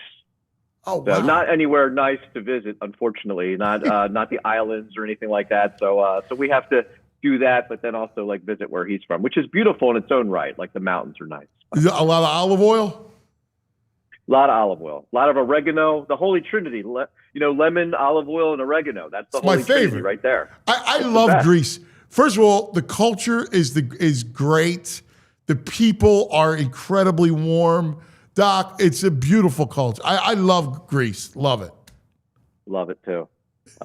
Do you still go back? Do you have family? I do. Can you hear me still, Anthony? Yeah, I got you. Yeah, I do. I still have family there. My dad has his brother there, and I've got like aunts and uncles and all that stuff. So we go back quite a bit. Oh, that's awesome, man. What a great gift. That's great. Doc, I could talk to you about that all day. All right? Seriously. Yeah. You're a great sports guy. Jalen Carter, the shoulder. So explain to us everything about this from the non-invasive procedure, still procedure, but not invasive surgical procedure the way it is. Enlighten us, Doc. Well, from what I understand, he's suffering from issues with his shoulders, and I don't have all the details. We're not the treating physicians for the Eagles. But the idea is that he's going to get some sort of probably ultrasound-guided injection procedure. A lot of times that goes around platelet-rich plasma injections. And so while not a surgical procedure, still something that may require some time to get some healing from. So, and we can talk about PRP or platelet-rich plasma and what that is and how that works. And, what that is you take some blood from a patient, you spin down that blood, and there's little platelets in there, which is a clotting factor in your blood, in your red blood cells. And you get the granules from those. And there's a lot of growth factors and cytokines and things that can sort of augment the healing response. And the hope is that by injecting that into an area of damaged tissue, that you can get a biologic response, which will be inflammation and subsequent healing. And that process takes a little bit of time. So it's not like, hey, you get this shot and you're better right away. It's you get this shot, you get that inflammatory response, and then you get that delayed healing response beyond that. So the hope is that, you get it to the targeted area, usually with like an ultrasound to make sure that you're in the right area, whether it's a partial thickness tear of the rotator cuff, whether it be an impingement or tendonitis, and then you allow this ample time to inflame and then heal. And that's sort of the hope, is that you can treat these in-season injuries like that, try to get some healing during the season, and then get someone back to where they feel better and can still compete at a high level. It's funny, Bryce Harper is getting that blood spinning done in the off season because he's had the wrist, his shoulder. So to your point, it promotes healing. What's the difference? Just the basic difference between a procedure and surgery. So surgery is more invasive, right? So and even if you're having a minimally invasive surgery, it's still going to require some level of anesthesia, whether that be general anesthesia or a nerve block or something like that to help numb the area. And there's going to be a more extensive recovery time. Typically, you're going to intervene. You're going to grab tissue, bring it back to bone. You want a more robust healing response. You're going to have to immobilize somebody afterwards. So, whereas a procedure is more something that can be done less invasively, whether it be a needle, whether it be some other ultrasound treatment, or even some people do shockwave therapy, things like that. It's not going to be as invasive, not at an extensive backside of healing and immobilization. So when you're dealing with a shoulder, just in general, again, you're not the treating physician, but just in general, you're talking about a defensive tackle, you're talking about his shoulders, right? So you're talking about a lot of pounding, run game, the whole thing. How do you know when he's ready? Like, what are some of the benchmarks that tells you he's ready to go? Yeah, that's the toughest part, because there's nothing that really simulates that level of gameplay that we're going to do in the office, right? So we do things first, the very simple things like, is there swelling? How's the range of motion? When we palpate the area, does it hurt? So that's just the basic things that we're going to do in the office. Then we're going to do some simulated muscle testing. How's your rotator cuff test? How's your shoulder move throughout its arc of motion? Then we could do some loading, like, okay, well, can you do push-ups? Can you do pull-ups? Can you push a sled? Can you move away from objects? And so there's this return to play criteria that the trainers and the physical therapists will put athletes and patients through. And certainly it's way more aggressive for an athlete getting that high level of play. And then you do practice, right? You go from that stage to, okay, you've cleared those metrics. Maybe you've got a little bit of post-workout soreness, but we don't think anything serious is going on. And now we'll let the athlete practice, and we'll observe him in practice. How does he feel? Light reps at first, then going full reps, and you see how they progress from there. And then the game is even the next step, right? So in the game, as he goes back and you see him play, how's he moving? Is he getting off blocks easily? Is he pushing guys to the side like he used to? Because when your arms are really far away from you, that's a very rotator cuff dependent activity.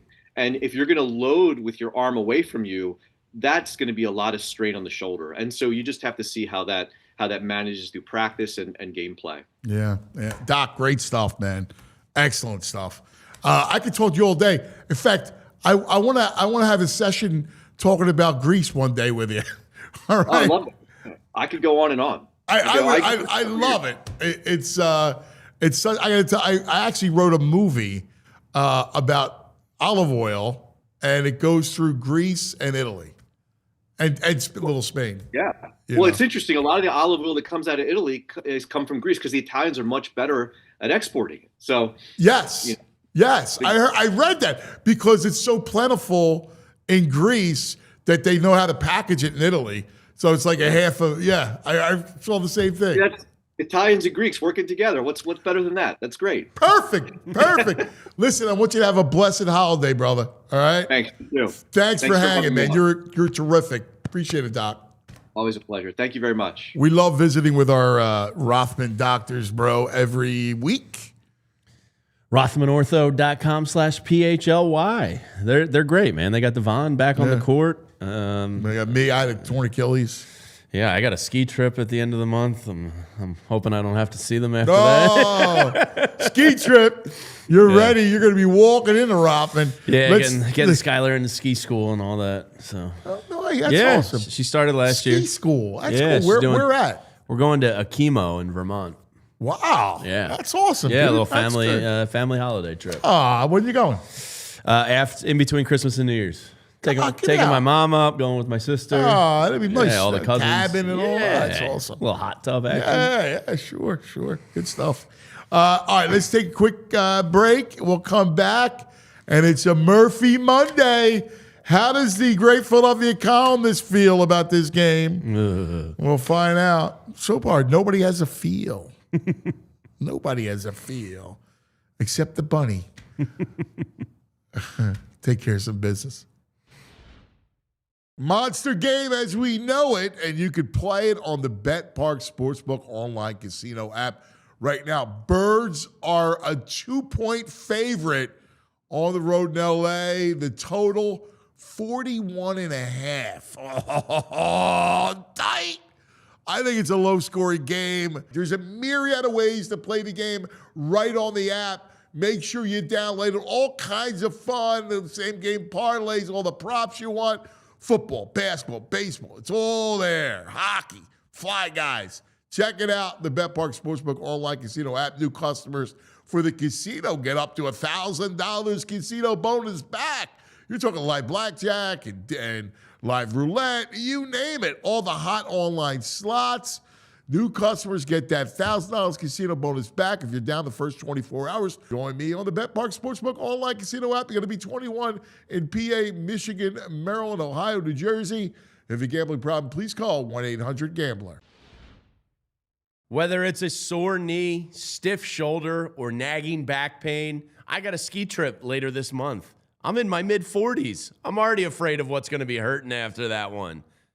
That nagging back pain always just hounding you. Rothman Orthopedics is going to get you back in the game and back to the life you love. Their team of specialists has all kinds of orthopedic issues, from everyday strains to long-term joint pain, with care that's efficient, effective, and close to home. Don't let pain keep you sidelined. Schedule an appointment today at rothmanortho.com/PHLY. I got young kids out there. I got to be running around, playing sports, doing the things that they love, and that's why I count on Rothman Orthopedics. Rothman Orthopedics, your mobility, our mission. Ah, right. All right, bro. You feel anything? You feel anything? Or are you numb? No, I'm pretty dead inside. I gave the graphic prediction for our social tonight, and I was like, I absolutely hate this, but I'm going to go with the Eagles winning. I did the same thing. For no other reason other than I just think they're a better team at this point. I'm underimpressed. I'm underwhelmed But I have by no the Chargers. I have no strong feeling. No. It's gross. It is gross. Let's see. Now we got bunnies. We got inflatable bunnies. Like, what the hell's going on? Yeah, dude. I don't know what to say. Let's see. It's a Murphy Monday. Let's see what our man David Murphy says on the Xfinity mobile call-in line.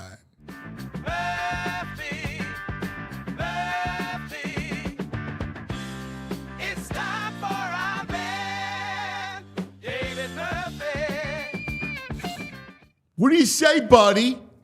What's up? Do you got any sense about this game? I mean, I at this point I have no sense whatsoever about anything. Zero sense. No feel, nothing. You're numb. I mean, my feels have been wrong. You know, I mean, I felt like they were going to, take care of the Bears last week, and that did not happen. I thought they're going to take care of the Cowboys the week before that. That didn't happen. I think they should win this game. I mean, look, they should absolutely win this game. I guess there's a chance we look back and realize that the Cowboys are better than we gave them credit for at the time. The Bears are better than we gave them credit for at the time. I think the Chargers kind of are who they are, especially since Alt went down. I mean, look, anytime you're playing without your two top, offensive tackles, both of whom are all-pro or at least all-pro caliber, you're going to have a rough time. I think Herbert's been sacked 17 times over the last 4 weeks. I mean, that to me, that's the look. Can we get a little? Can we hear Nolan Smith's name every now and then? I know that he's had a rough season health-wise. But look, we were talking about this guy as a breakout elite pass rusher by the end of the last year's postseason, and I think he got credited with the sack of Williams for like no gain or something like that. But that group's really got to step up. We've seen Phillips look dominant against. Yeah, Green and Bay. I need Phillips. You mentioned it because I think it's a Phillips game tonight. I agree, but I guess Nolan Smith has always been a thing of mine because I guess I've never seen it to the extent that some other people have seen it. But I also want to see it, and the numbers were what they were last year. And I just who is this guy, who is he? Like, how big of an impact is he going to be? It feels like this is the kind of game where, just the group in general. Yeah, I agree. I think Phillips should be able to dominate, but I'd love to see Nolan Smith kind of it's like, you see him once a game and you forget he was on the field, and then all of a sudden you hear his name. It's like, oh, that's right, Nolan Smith, I would just love to see some snap to snap dominance out of this edge rushing group, No, I feel you. I mean, he is banged up. Like, I like Nolan Smith, I do. But I feel you, man. Like, listen, tonight, you got to, with this offense, you can't tell what's real, what's not real, They should be able to run on the Chargers, but who knows, right? So, again, your defense, there's a quarterback's got a broken hand in his base hand, right? You got no tackles. Like, this has to be a defensive-led victory. It just has to be. I agree. And look, if I'm Sirianni and the Eagles, I'm coming out, and I'm having one of those drives where they run the ball 8 straight times because they need to get that going for them to be a legitimate postseason threat. For them to have any chance at winning, back-to-back games in the playoffs, they got to be able to get to a point where they can, rattle off one of those 15-play drives that they just did with regularity last year. And it's interesting. Like it feels like they've been Saquon, I think, only rushed the ball 13 times last game. It feels like they've been passing more ever since AJ started agitating a little bit. I just feel like they need to get back and really kind of establish who they are and get that run game fixed. And yeah, that's the defense it should be one of the, if you look at it, the Vikings game, really every game last year, it felt like a big defensive turnover or kind of a negative chunk play. Set up so many of these drives, especially the ones that broke the games open. The Vikings, that's exactly what happened. It was they just haven't had that the last few weeks. Dude, I'm completely with you. What do you make of the bunny? Well, it's one of those things where they better win this week. Yeah. If they win this week, it looks funny. If they lose this week, it's like it's like the gold standard. How many of these kind of famous things have kind of been flipped on their heads with the Eagles? The dream team. It's like the positivity bunny can be the new. Could either be great or. Do you remember the bamboo? The bamboo. Yeah. Brad Miller. Yeah. I hated because first of all, I hated Brad Miller. He hit cleanup, right? And Bamboo Brad. It was the lamest thing out there. Bamboo Brad. Yeah. Yeah. This reminds me like high on the lane factor. Well, if it's A.J. Dillon bringing it, that's the equivalent of Brad Miller being the guy that steps up. You know what I mean? Like, it has to come from the leadership. Dude, Brad Miller's batting cleanup. But the bamboo actually worked a little bit. That freaking Clentak. Well, that was Clentak, yeah. I mean, if you kind of think about it, Garrett Stubbs was the original positivity bunny. They could have just put an inflatable Stubbs up in the middle of the locker room, But that's kind of the thing. Like, it's all good when the vibes are good, and the vibes come from winning. And if you're winning, you can do anything. But I mean, look at it with the Phillies. Like all of a sudden, it's like people are like, screw dancing on my own, and those overalls, and send Stubbs down to Lehigh Valley because. It cuts both ways. So, yeah, I mean, look, I think it's funny. I think it's, I think you can't really read. I've read way too many positivity bunny think pieces. I think it all comes down to if they win the game or not. Yeah, I do, dude. I'm completely with you. There it is. It's a nice looking bamboo, though. I hated that thing. I would put that in my house. I liked the bamboo, but I hated Brad. I hated that team. I hated the manager. I hated the general manager. I thought that they were lost, had no clue, and I was proven correct, Murph. Anyway. Yeah, I mean, like obviously, the biggest going back to this game tonight because I'm with you. I mean, it's like it's kind of cool because you really haven't. You're at this point where you have no idea. Where last year the Eagles were nothing if predictable. In a good way. And so now it's at least there's a little bit of like dramatic tension, but they should win. If they don't win this game, they're in trouble. I mean, obviously, but it's also like, it's funny. I was thinking about this today. I should ask you this. When's the last time 3 quarterbacks like Joe Burrow, Patrick Mahomes, and Lamar Jackson didn't make the playoffs all in the same season? Wow. Yeah. I mean, you're talking about that's 3. I guess Burrow didn't win an MVP, but it's. Are the Bills a lock?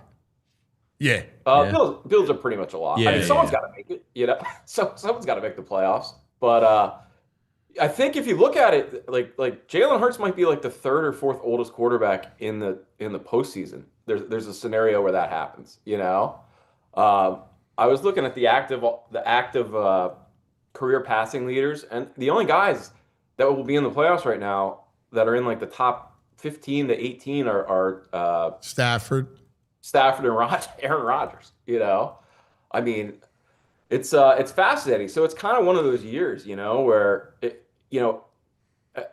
all that is to say is, I say they have to win this game, but it's one of those years where if you get in the playoffs, who knows? Because there's no. There's really no team. Yeah, I don't know about that, dude.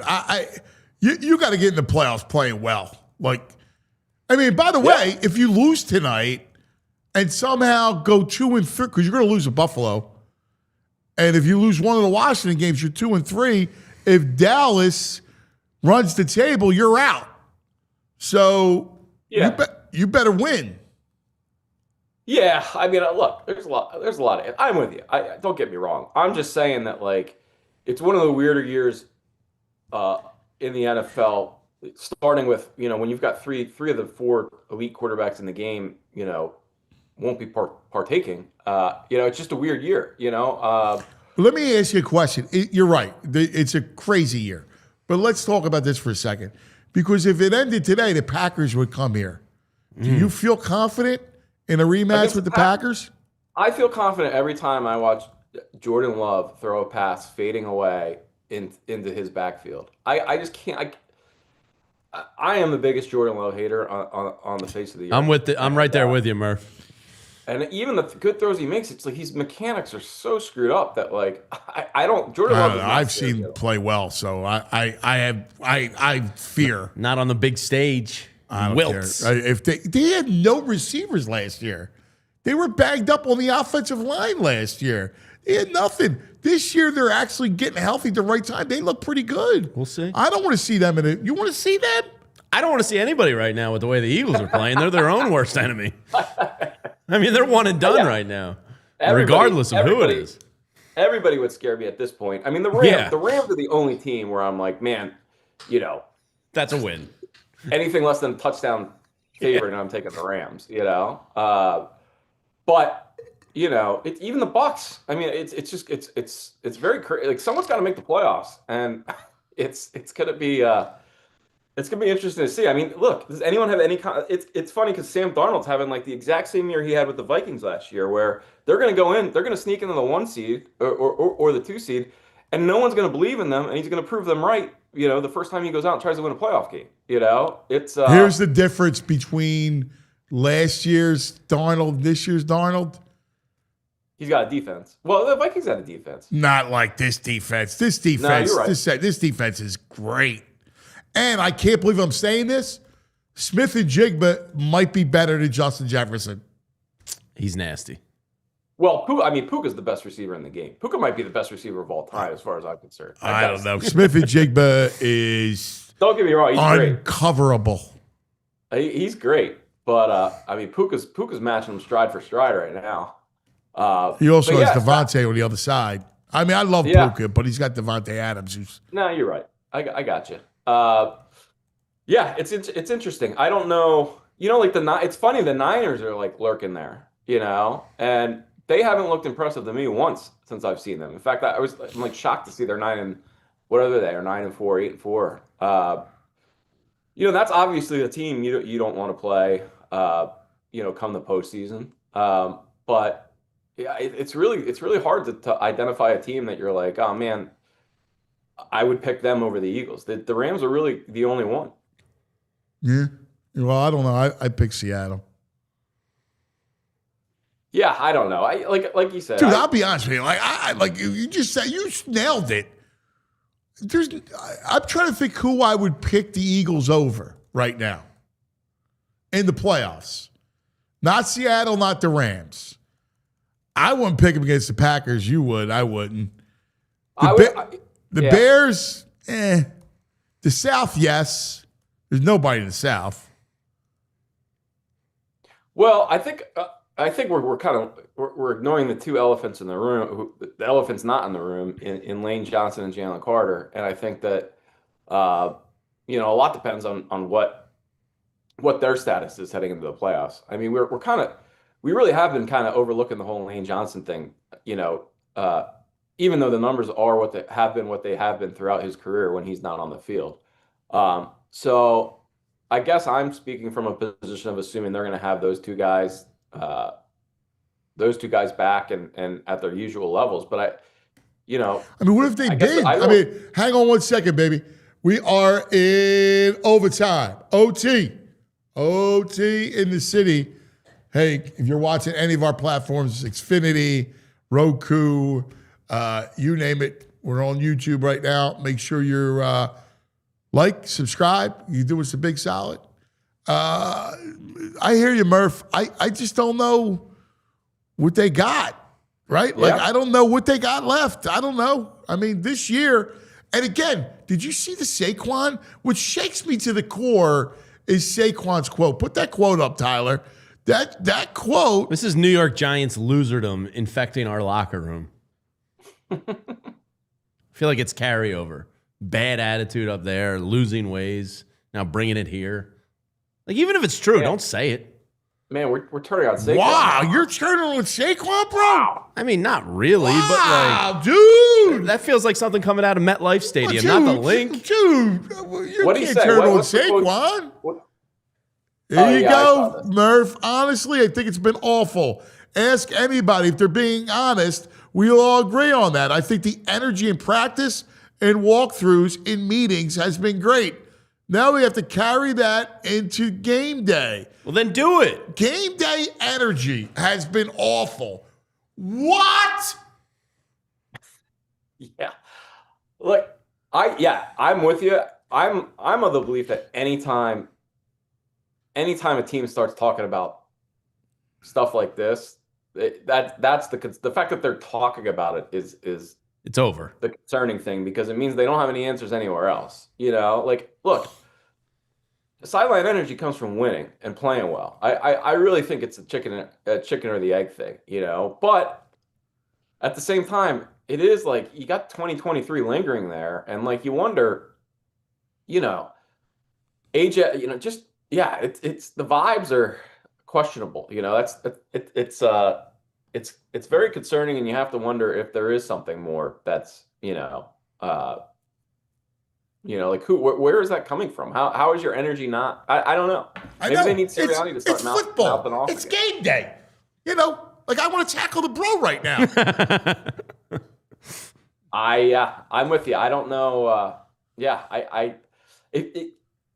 The fear is that this is a team that recognizes it's just not that good, you know, and that's what's kind of infecting everything. So they need a big win. You know, they need a performance that's going to kind of, get that energy going in a different way. And yeah, I mean, it's got to start tonight, because it's a good enough opponent where if you go into San Diego or LA and beat the Chargers in a primetime game, they're 8-4. They got a great quarterback, regardless of his health status.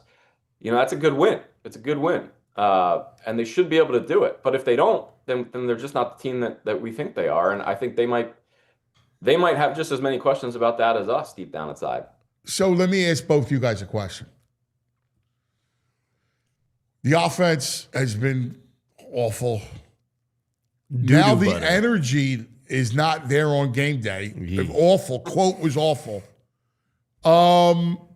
I know my man is threatening Lombardi with his win-loss record, but, and I like Sirianni, but, you know, I got to look. If I'm out laying blame, I go, boom, it's on you, Nick.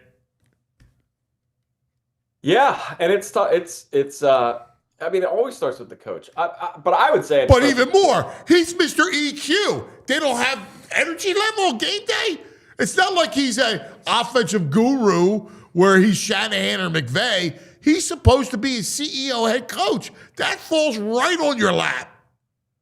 Yeah, so here's the counter argument. And I'm not saying I believe this, but this is the counter argument. You know, where did the energy come with the Patriots for 20 years? You know, where was Jim Caldwell providing the energy for the Colts? You know, it's the quarterback that is the guy that's out there firing guys. I mean, think about how many times we've seen Brady. I mean, Belichick had it. You can say what you want about Brady, and you're right. Brady was great. The greatest of all time, the GOAT. Love Brady. But they were buttoned up, man. They were buttoned. Yeah, but I'm talking about... And Belichick was behind the scenes. He's like, dude, like, if you had a guy questioning things, you know, they're out on their ear. Yeah, but you're looking... Nah, I disagree with that. You're looking... I mean, how many times do you see Brady in slow motion saying, "Let's Africa"? You know, that's the defining thing about Brady. You're watching too much NFL films, cuz. No, I think trust me. Listen, talk to anybody around the league during that period of time. They're gonna tell you what Belichick did. Like, seriously, he wasn't some passenger. Your quarterback is your leader, and your energy starts with the quarterback. Your confidence starts with the quarterback. And I think that his play, he may not be playing as confident as ever, but I can't blame him for a team malaise. I'm talking about his energy. I'm talking about his He's never been it's your coach that's got to have you guys ready. Jalen's never been a rah-rah guy. He's always been quiet and stoic. I think that's why this team's so weird, because they're like they're a moody team, it seems like. It's sky high. I think it's your coach. Yeah, it could. Hey, you can't take Sirianni off the hook. That's for sure. But he's number one. Number one. All right, dude. Listen. I love the argument. I love the debate. Where you at, bro? I hear what Dave's saying. Like Jalen's energy on the sideline. It was good that we saw the little glimpse on Hard Knocks last week where he was actually being a leader. I think it's a little bit of both, because I do think when Jalen's stoic and in his winning ways, it's not a problem. But when he's doing his stoic, getting his mind right on what's Lombardi doing? Well, obviously not enough. That's why I think it's a little bit of both. What's his job? If he's not actually coaching, designing, calling plays, and dealing with the offense, well, what are you doing? Well, maybe he's doing things that aren't getting translated to the field, and he's just going like, "What am I supposed to do?" I mean, I'm sorry, I can't take him off the hook. No, he's not off the hook. I'll back you up. I get where you're coming from, and if you think about it, like, I think it's kind of an either or thing where there needs to be a guy where, like, after a 3 and out, the guy who has the attention of everybody and everyone's huddled around and saying, all right, it's like McVay. McVay is that guy with the Rams where it's like, all right, that drive sucked, but we're going to sit down. I'm going to show you exactly what we're going to do next time, and this is what we're going to do differently, and we're going to fix it and that. Well, Sirianni just isn't a tactician like that, and Patullo probably doesn't have the political capital at this point to be a guy like that. But the quarterback then kind of has to be that guy if your coach isn't that guy. So it's almost like an either or type of thing, I think. But yeah, I'm with you. I have a hard time because then what's the purpose of my coach? What's he doing? That's what people. I mean, like seriously, like what are you doing? If I can't get the intangible of energy, if I can't get that out of you, Mr. EQ, Mr. Player's coach, then what? But, like, who's bringing the energy on offense right now? Forget the coach. Like, on the field of play, like, who's energetic right now? You got AJ, who's sad dog moping. And, look, he's justified. All that falls under the head coach. Okay, then fire him. Okay. But you know what I mean? I'm not saying fire him, but I'm saying that he's got to fix it. But if this happens 2 out of the last 3 years, you got a problem on your hands. Right. And you may have to. And I don't say fire him tongue in cheek. Like, you have to make that call internally. Like, has this team lost its juice? It is close. I know. And now we'll see what happens tonight and the rest of the season. They fired Doug. Yeah. I mean, I'm not calling for it, but Doug wouldn't. I got a problem with, like, you got to be able to come be a fixer. Doug wouldn't move on from his guy. I don't think Sirianni's going to go down for Kevin Patullo. But they're very reciprocal, mirror-like situations, aren't they, a little bit? Yeah, I guess so. Like the guy brought along his guy. His guy didn't work out. Now the team is forced into, hey, he's got to go or you got to go. And Doug stood by his guy. I don't think Nick will, so I don't think he's going to be gone, but it's very eerie how similar they are. Murph? Well, here's an interesting thing to think about. Like, what are the conversations they're having in Kansas City right now? Where, like, whose fault is it there? Like who their whole offensive line is hurt. Both tackles, both the one guard and one center. Their backups are hurt. Yeah. Okay. So but what about this offensive line? What about it? I mean, you're missing Lane. I mean, for a couple weeks. Missing Lane. Dickerson and Jurgens potentially banged up. The offensive line has not been playing at its usual level. I guess the question is, at what point does Sirianni accrue enough political capital where every time they have a rough patch or a down year, we're not thinking about firing them? I don't think ever. Listen, it's a great point. Here's the problem: if I had 3 years of no issues. Sure. You get the benefit of the doubt. But I have issues, then I'm up. Then I have issues, then I'm up. Then I have issues again. It's been 3 times there's been issues. Yeah. So There has, but they also won. They also won the Super Bowl. I know. The year after. Well, but that alone does not win you political capital.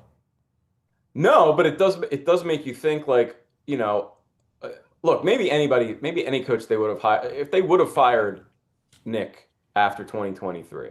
That's kind of the counterfactual you think about all the time, where it's like, okay, what if they? Because it was a real question. I mean, they didn't announce that he was staying for a couple weeks after the season. What if they fired him? Does whoever they hire come in here and win the Super Bowl, or is it one of those things where it's like, oh man, imagine if we would have fired him, we never win the Super Bowl. And I guess that's Here's the problem, right, with that question. It's a great question, but my answer is, does Kellen Moore win the Super Bowl? Probably. I don't know. Does Vic Fangio? If Vic Fangio's the coach and Kellen Moore is the OC, do they win? Probably. Yeah, it's fascinating. They're a very strange team, and I don't know what the answer. I really don't know what the answer is. Is what it comes down. I mean, deep down, do you go, oh my God, like Sirianni was the linchpin of winning? No, but I think that look. I'm not saying he was a passenger, but he was a passenger. But again, the defensive coordinator buttoned things up on that side of the ball.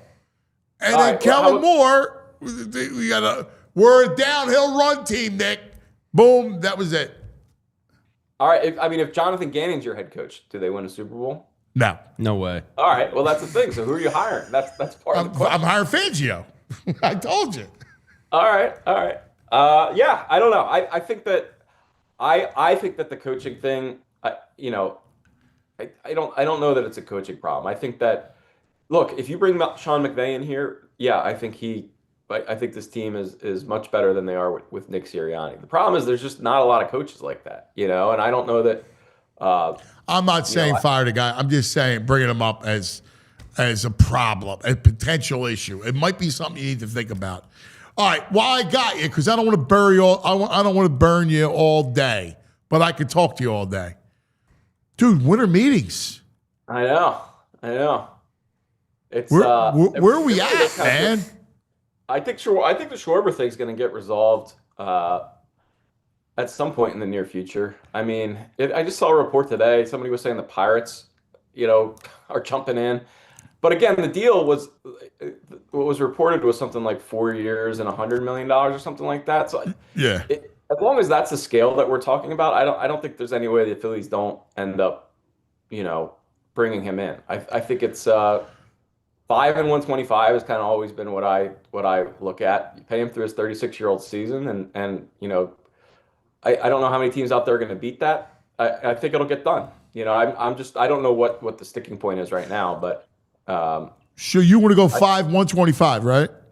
I would. I would. I mean, I wouldn't feel. I mean, I wouldn't.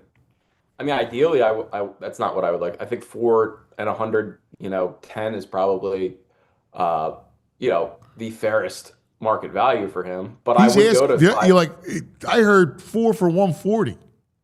No, who said that? People. 4. Yeah, 4 for 140 would.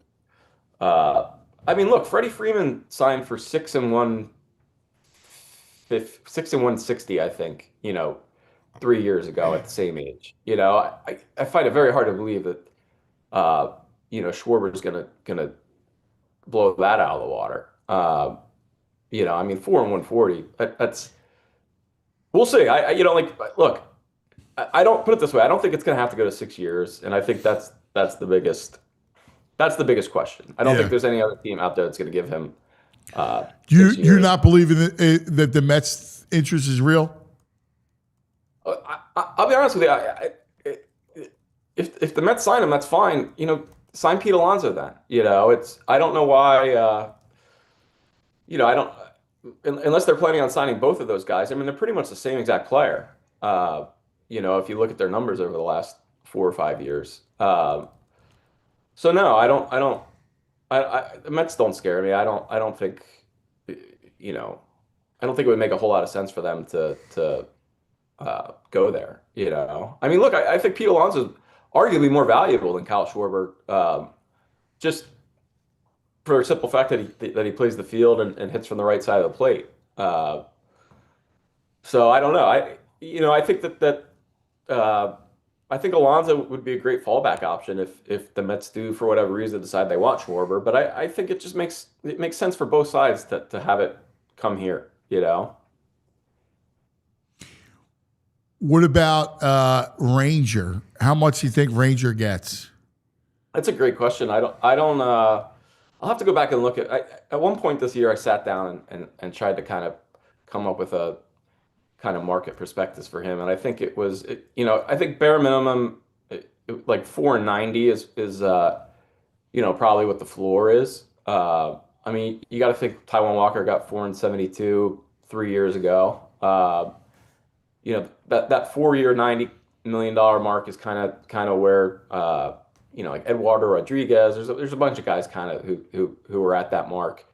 And then after that, it's a question, does the team overpay him and go up to 6 and 130 or whatever? But I think I would guess it's going to be somewhere in the neighborhood of 5 and 100.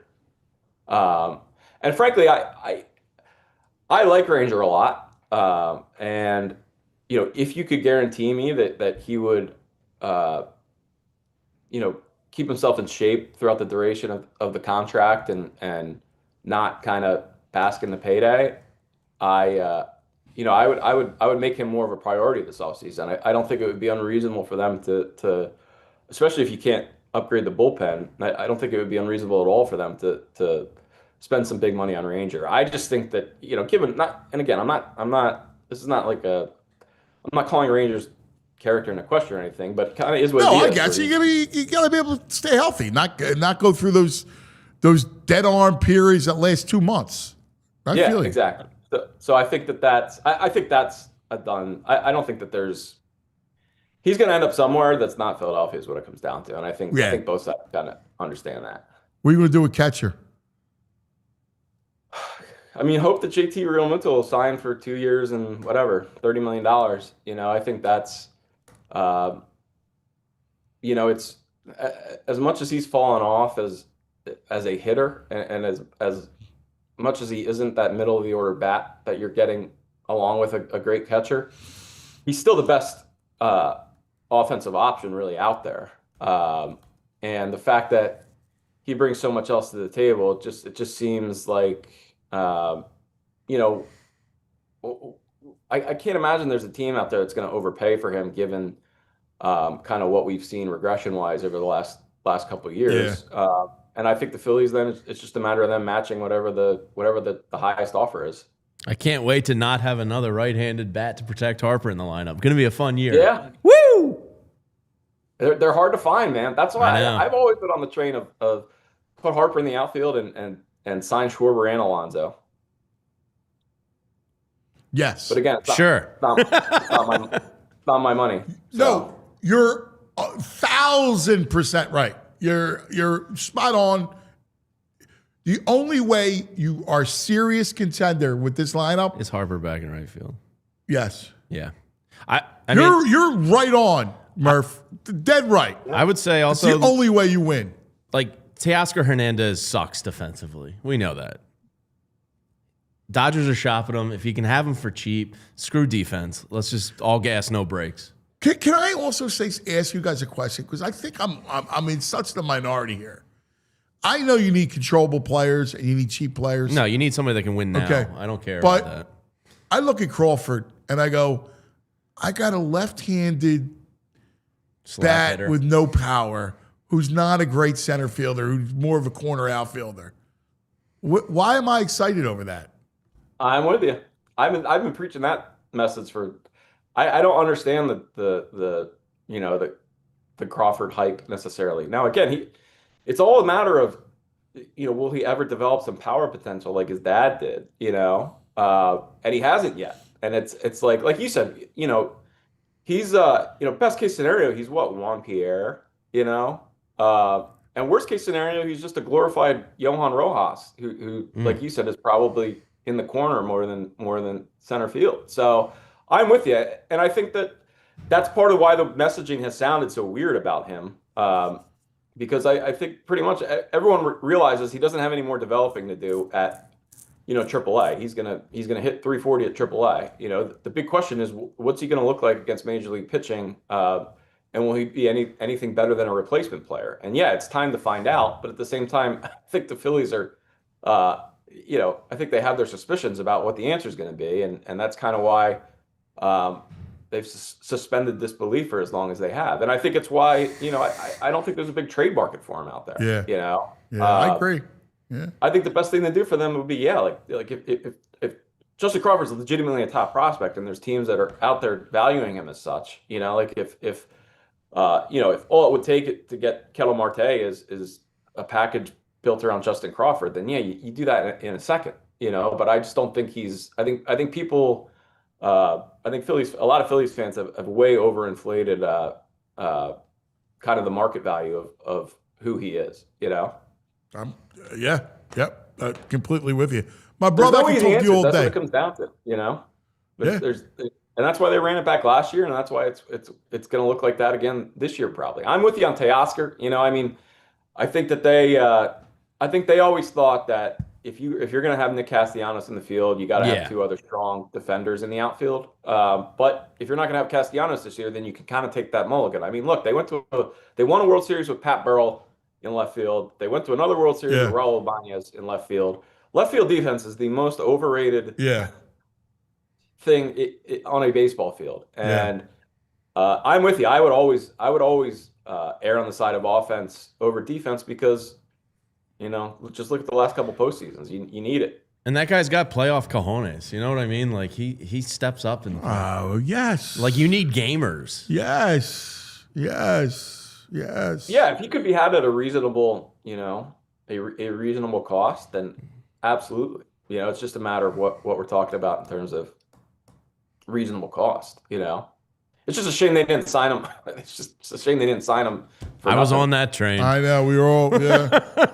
Well, you know what's a shame? Castellanos killed you. Yeah, he buried that you. Castellanos deal just completely killed you. Because he was supposed to be that guy. And if you look at that contract has aged as poorly, relative to the market, as poorly as any contract out there. He was just 5 years and $100 million.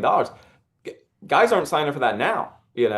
Teoscar, geez, between that and what's his name's contract? Walker. Yeah, between Taiwan and that contract, DD has not done us any favors.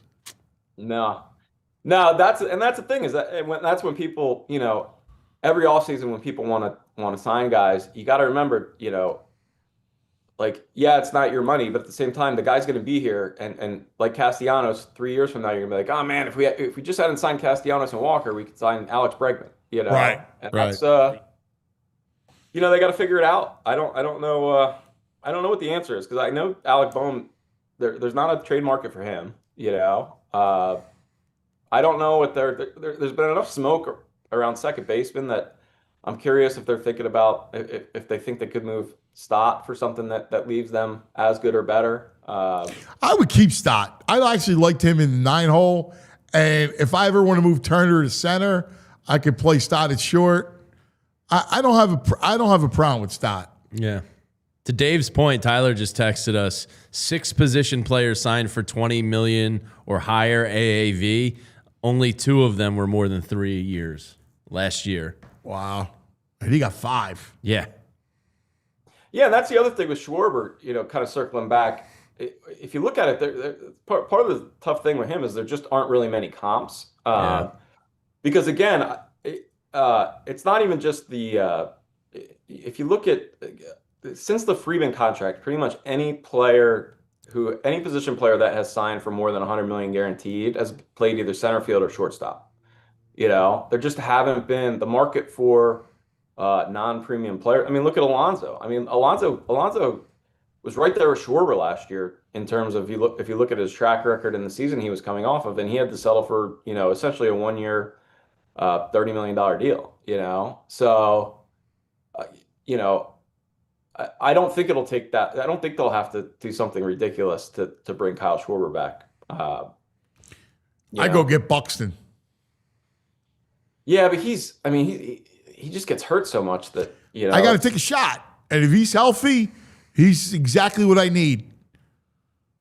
Yeah, if you don't have to give up, you know, Aiden Miller for it, I'm telling you, I'm with you. It's worth a shot. It's just if you look at his career, it's like there's no way this guy's gonna, you know. I know. I feel you. Murph, you're the best, buddy. Always love hanging with you, buddy. Uplifting stuff today. What's that? I said uplifting stuff today. A lot of I mean, it is what it is. We got to cover it all. We cover it all. Yeah. It's good stuff. It's good conversation. We love you. Love it. All right, guys. Thanks, buddy. See you, Murph. Here he is. David Murphy. Read him. Follow him. All right. Before we go back in the day, World Cup. Yeah. So we got Brazil, France. That's awesome. And Croatia. Ah, Marco. Yes. Shout out Marco. Marco was loving it. I like watching Croatia play. Yeah, they're good. I like France. I mean, those are three great cultures to bring into Philly. Yeah. It's going to be Not awesome. to mention we got the Ivory Coast. Ecuador's good. I've been to Ecuador. I have That's a right. Ecuador Machu Picchu, jersey. right? No, I went to Galapagos with my sister. She was there doing service work for 2 years. Look at that. I visited Guayaquil and Quito, and yeah, love it. That's awesome. Yeah. So I got a jersey already. I'm set. Oh, that's fantastic. Yeah. Yeah, it's gonna be great. It's gonna be just I can't wait. I know. I'm looking forward to Yeah. it. Pretty cool schedule. Yeah, we that's got our great. July 4 match. Nice. What's the July 4 math? July 4th match. Yeah, which do we know? Oh, I guess it depends. It all depends who wins. Because that one's later in the Yeah. Yeah, but we're good stuff, man. Yeah, it's Real gonna be good awesome. stuff. All right, let's go back in the day. We're going back. We're going back. We're going back in the day with True Mark. Oh yeah. All right, the vampire in Hawaii. I got to give the vampire a lot of cred. He sent us a document of back in the day. Vampire's buttoned up, man. Yeah, he sent us the week. Vampire is buttoned up. Nosferatu. He loves it. Yeah. Vampire's on top of So I didn't even have to do any work for this one. I got a document sitting right in front of me. On this day, Anthony, it is MLB Hot Stove Week, the official start as the winter meetings get underway. On December 8th, just a mere 3 years ago, the Philadelphia Phillies agreed to terms with shortstop Trey Turner on an 11-year, $300 million deal. There's some numbers for Turner during his time in Philadelphia. What do you think? Looking back on it. Would you have still done it? Yeah. Yeah. I think it's been a success. The guy got the batting title this year. Yeah. He's in the MVP discussion for maybe not entire seasons, but months of the season each year. The hamstring injury and coming back. There's been some lulls. I think he gets a little overhated on because of the contract. Agreed. But I think he's a phenomenal You know what the player. problem is? I'll tell you the problem, too, is we expected Captain America. Yeah. And it was kind of almost... And the World Baseball Classic was right before he started here, and he was hitting bombs and nukes left and right. And it was almost like I was expecting Captain America, and it's not fair. Like, it was like unrealistic expectations. We were like, whoa, we're getting that guy on the Phillies title. Yeah. I think it's been a home run. We'll see how it ages. I think he's eventually going to end up in the outfield maybe in another 2 years or something. That's why I like Stott, because Stott's a good shortstop. Yeah. But great day. I was very excited 3 years ago when we signed. Listen, I agree. All right, Tyler, great job, dude. Excellent. Nosferatu did have one little error here, Anthony, though. I can't see that. He spelled Trey, Trae.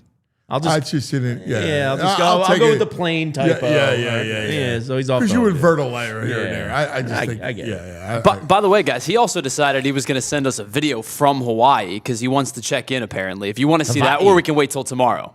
But he's like, you know what? I'm going to send these guys videos. What's it, 6 o'clock in the morning out there? He's another ham bone. Just enjoy yourself, cuz. Just don't melt. All right. We'll see you tomorrow. But let's get a final prediction. Tyler, the bot tonight. What do you got, bot? These buttons, we got to fix these things, man. The feel thing is very real. Like the lack of it is very, very real.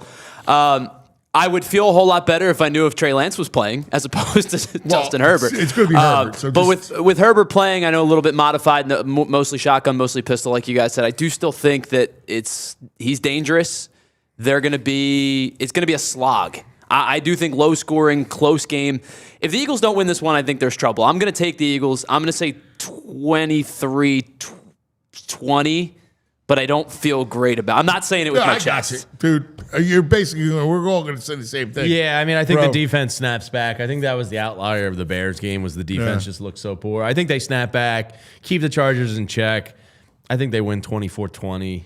Yeah. I don't feel great about it. Now, I'd said 23-16. We're all in the same general ballpark. I would just amend it to maybe 19-16. Like some kind of weird. I can see that. Some kind of weird I think number. Nakobe Dean has a big game tonight. I'm thinking Phillips. I hope. That'd be nice. And the Nolan Smith, like, come on, man. I love Nolan Smith. I love his attitude. I love the physicality. I know. I just need to see it. I know. Give us a game on Monday night, Nolan. Come on, my children are starving. Please, everybody. Thanks for hanging. We love you guys. Go Birds. We all silly like the mayor.